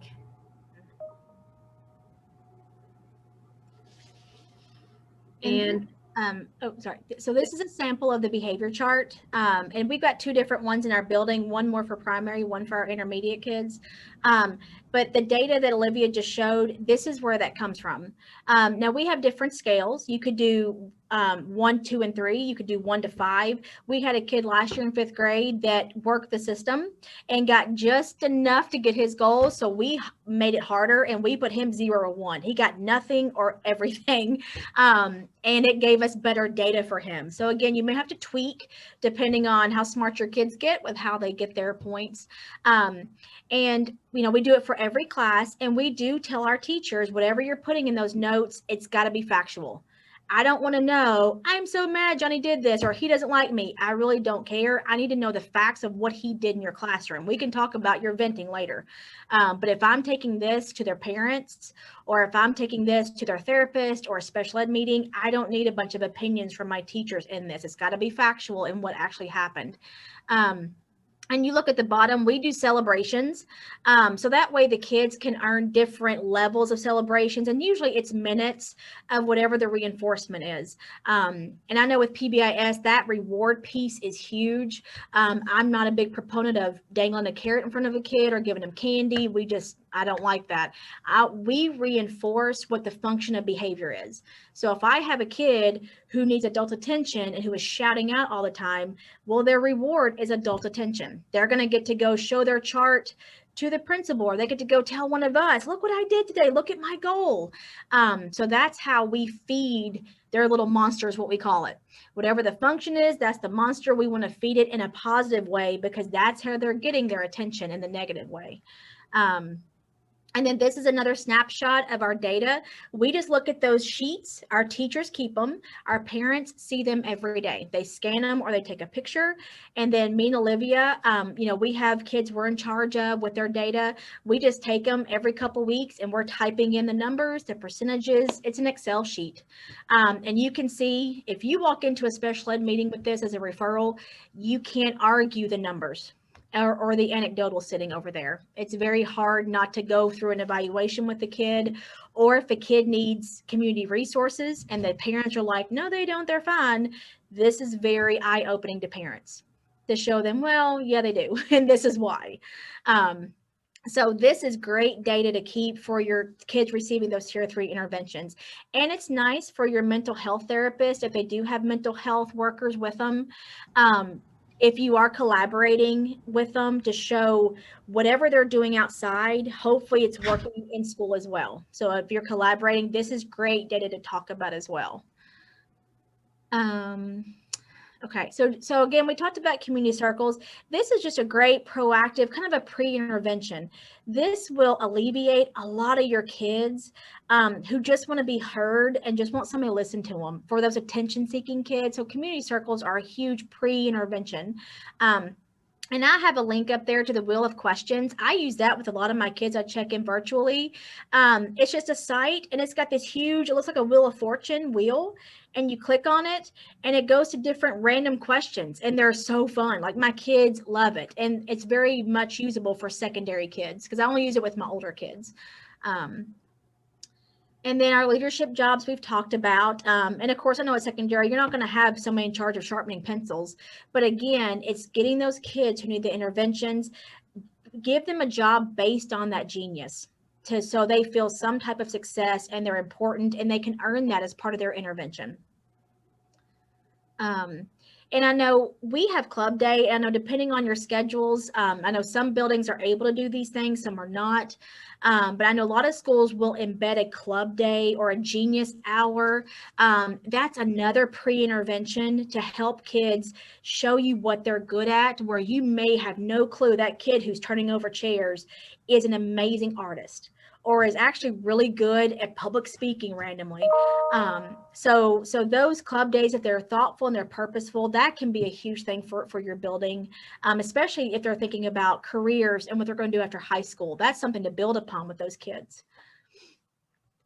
And I found this as a sample for my high school people. So this is a sample of what they did. They've got school counselors, school psychs, and they've got social workers. And within their MTSS triangle, they just took like different electronic Post-it notes and they put where they serve the kids. And I thought this may be for a lot of you all where you might start if you do have social workers and school psychs in your buildings. I know our school psych is at 3 different buildings, but she will help us do some stuff. And I know some of you have mental health providers that help you all. But this might be something you might want to start targeting to know who's really going to delegate and in charge of certain pieces of SEL or PBIS. Okay, and then one of the last things we have is we gave this to our teachers. This is the 3rd year we've used it. We noticed with all the different mental health issues walking into our building with what our kids were having, our teachers were struggling, especially moving away from clip charts, behavior charts, and really focusing in on what are the functions of the behaviors in my classroom. And so I created this. I just wrote down all the different functions of behavior, what it might look like or sound like, your tier 1 classroom managed interventions the teachers should be doing, tier 2, and then tier 3. And this puts it back on the teachers, so they're not calling admin every 5 seconds. Me and Olivia are not getting slammed with kids that we really shouldn't be seeing yet. But now we coach our teachers. We spend a lot of time up front coaching our teachers of what does like the blurt box. What does that look like? How do you do that without taking away from your instruction? Preferential seating, what does that look like? It's different for every kid. So we gave this and we coached this through with our teachers, and it's been awesome because now my teachers, they are able to talk through, oh my gosh, he wants adult attention because he's doing this, or this girl who is struggling to work in groups doesn't want to be with peers. They're trying to escape that. That's a function of behavior. And that's what we target when we're focusing on our PBIS and SEL interventions with our kids. We do sensory stimulation, emotional regulation. The kids who are limited motivation, I know those are really fun kids. But this is an easy, quick, just snippet of just to help your teachers figure out before they have to call the office or start referring kids left and right. This will help them to see, okay, I have tried 2 or 3 activities, and then we start intervening with them and getting eyes on those kids. And then, and we just thought we'd show you our quickly just our counseling data. We have to show our district every year. Our principal takes our data. And like I said, she will take our data for attendance. She takes our data for the novice reduction. Our SEL data she takes. And then we have to turn this in to show as a school, how are we being effective as counselors? because up in Boone County, we are very blessed to have me and Olivia full time, but not every school gets to have that. So we have to prove every year we are seeing kids on top of everything else we do. And so we have tracked data since the 4 years that I've been here, and even the year before that in 16, 17. Like, for example, you can see the amount of small groups and how they've increased. So even just from 1819 to 1920, you all can see changing it over to the SEL domains. Look at the amount of small groups we've increased from. We went from 31 to 38 different types of small groups, just by tweaking what we're doing. And then those are the kids who we saw in small groups. So you can see we increased from 146 to we saw 176 kids last year with small groups. And again, this is not everything me and Olivia were doing. A lot of it was, but a lot of it was delegated out, like novice reduction. We didn't run that. We just did the data. So this is not overwhelming, like, holy moly, how do y'all have time? Again, it's all about delegating out and giving people the tools and coaching them. And our individuals have increased dramatically every year between both of us. Because me and Olivia, we see all the kids. We don't split grades except for ARCs and 504s. So we saw 400 kids last year, and I'm sure we missed some. And then our classroom guidance topics. You know, you can see how much that's increased over the last few years, especially because we're focusing more on those SEL topics and we're more purposeful with it. And the hours our kiddos are getting of classroom guidance. So that's increased in the past 4 years. So this tells our district what we're able to do as a school. It's working. The data showing it's working. Me and Olivia, I mean, even with two of us, we are more busy than, I mean, it's just crazy how busy we are. So yeah, so I think that's everything. Olivia, you got anything else? Nope, I think I'm good.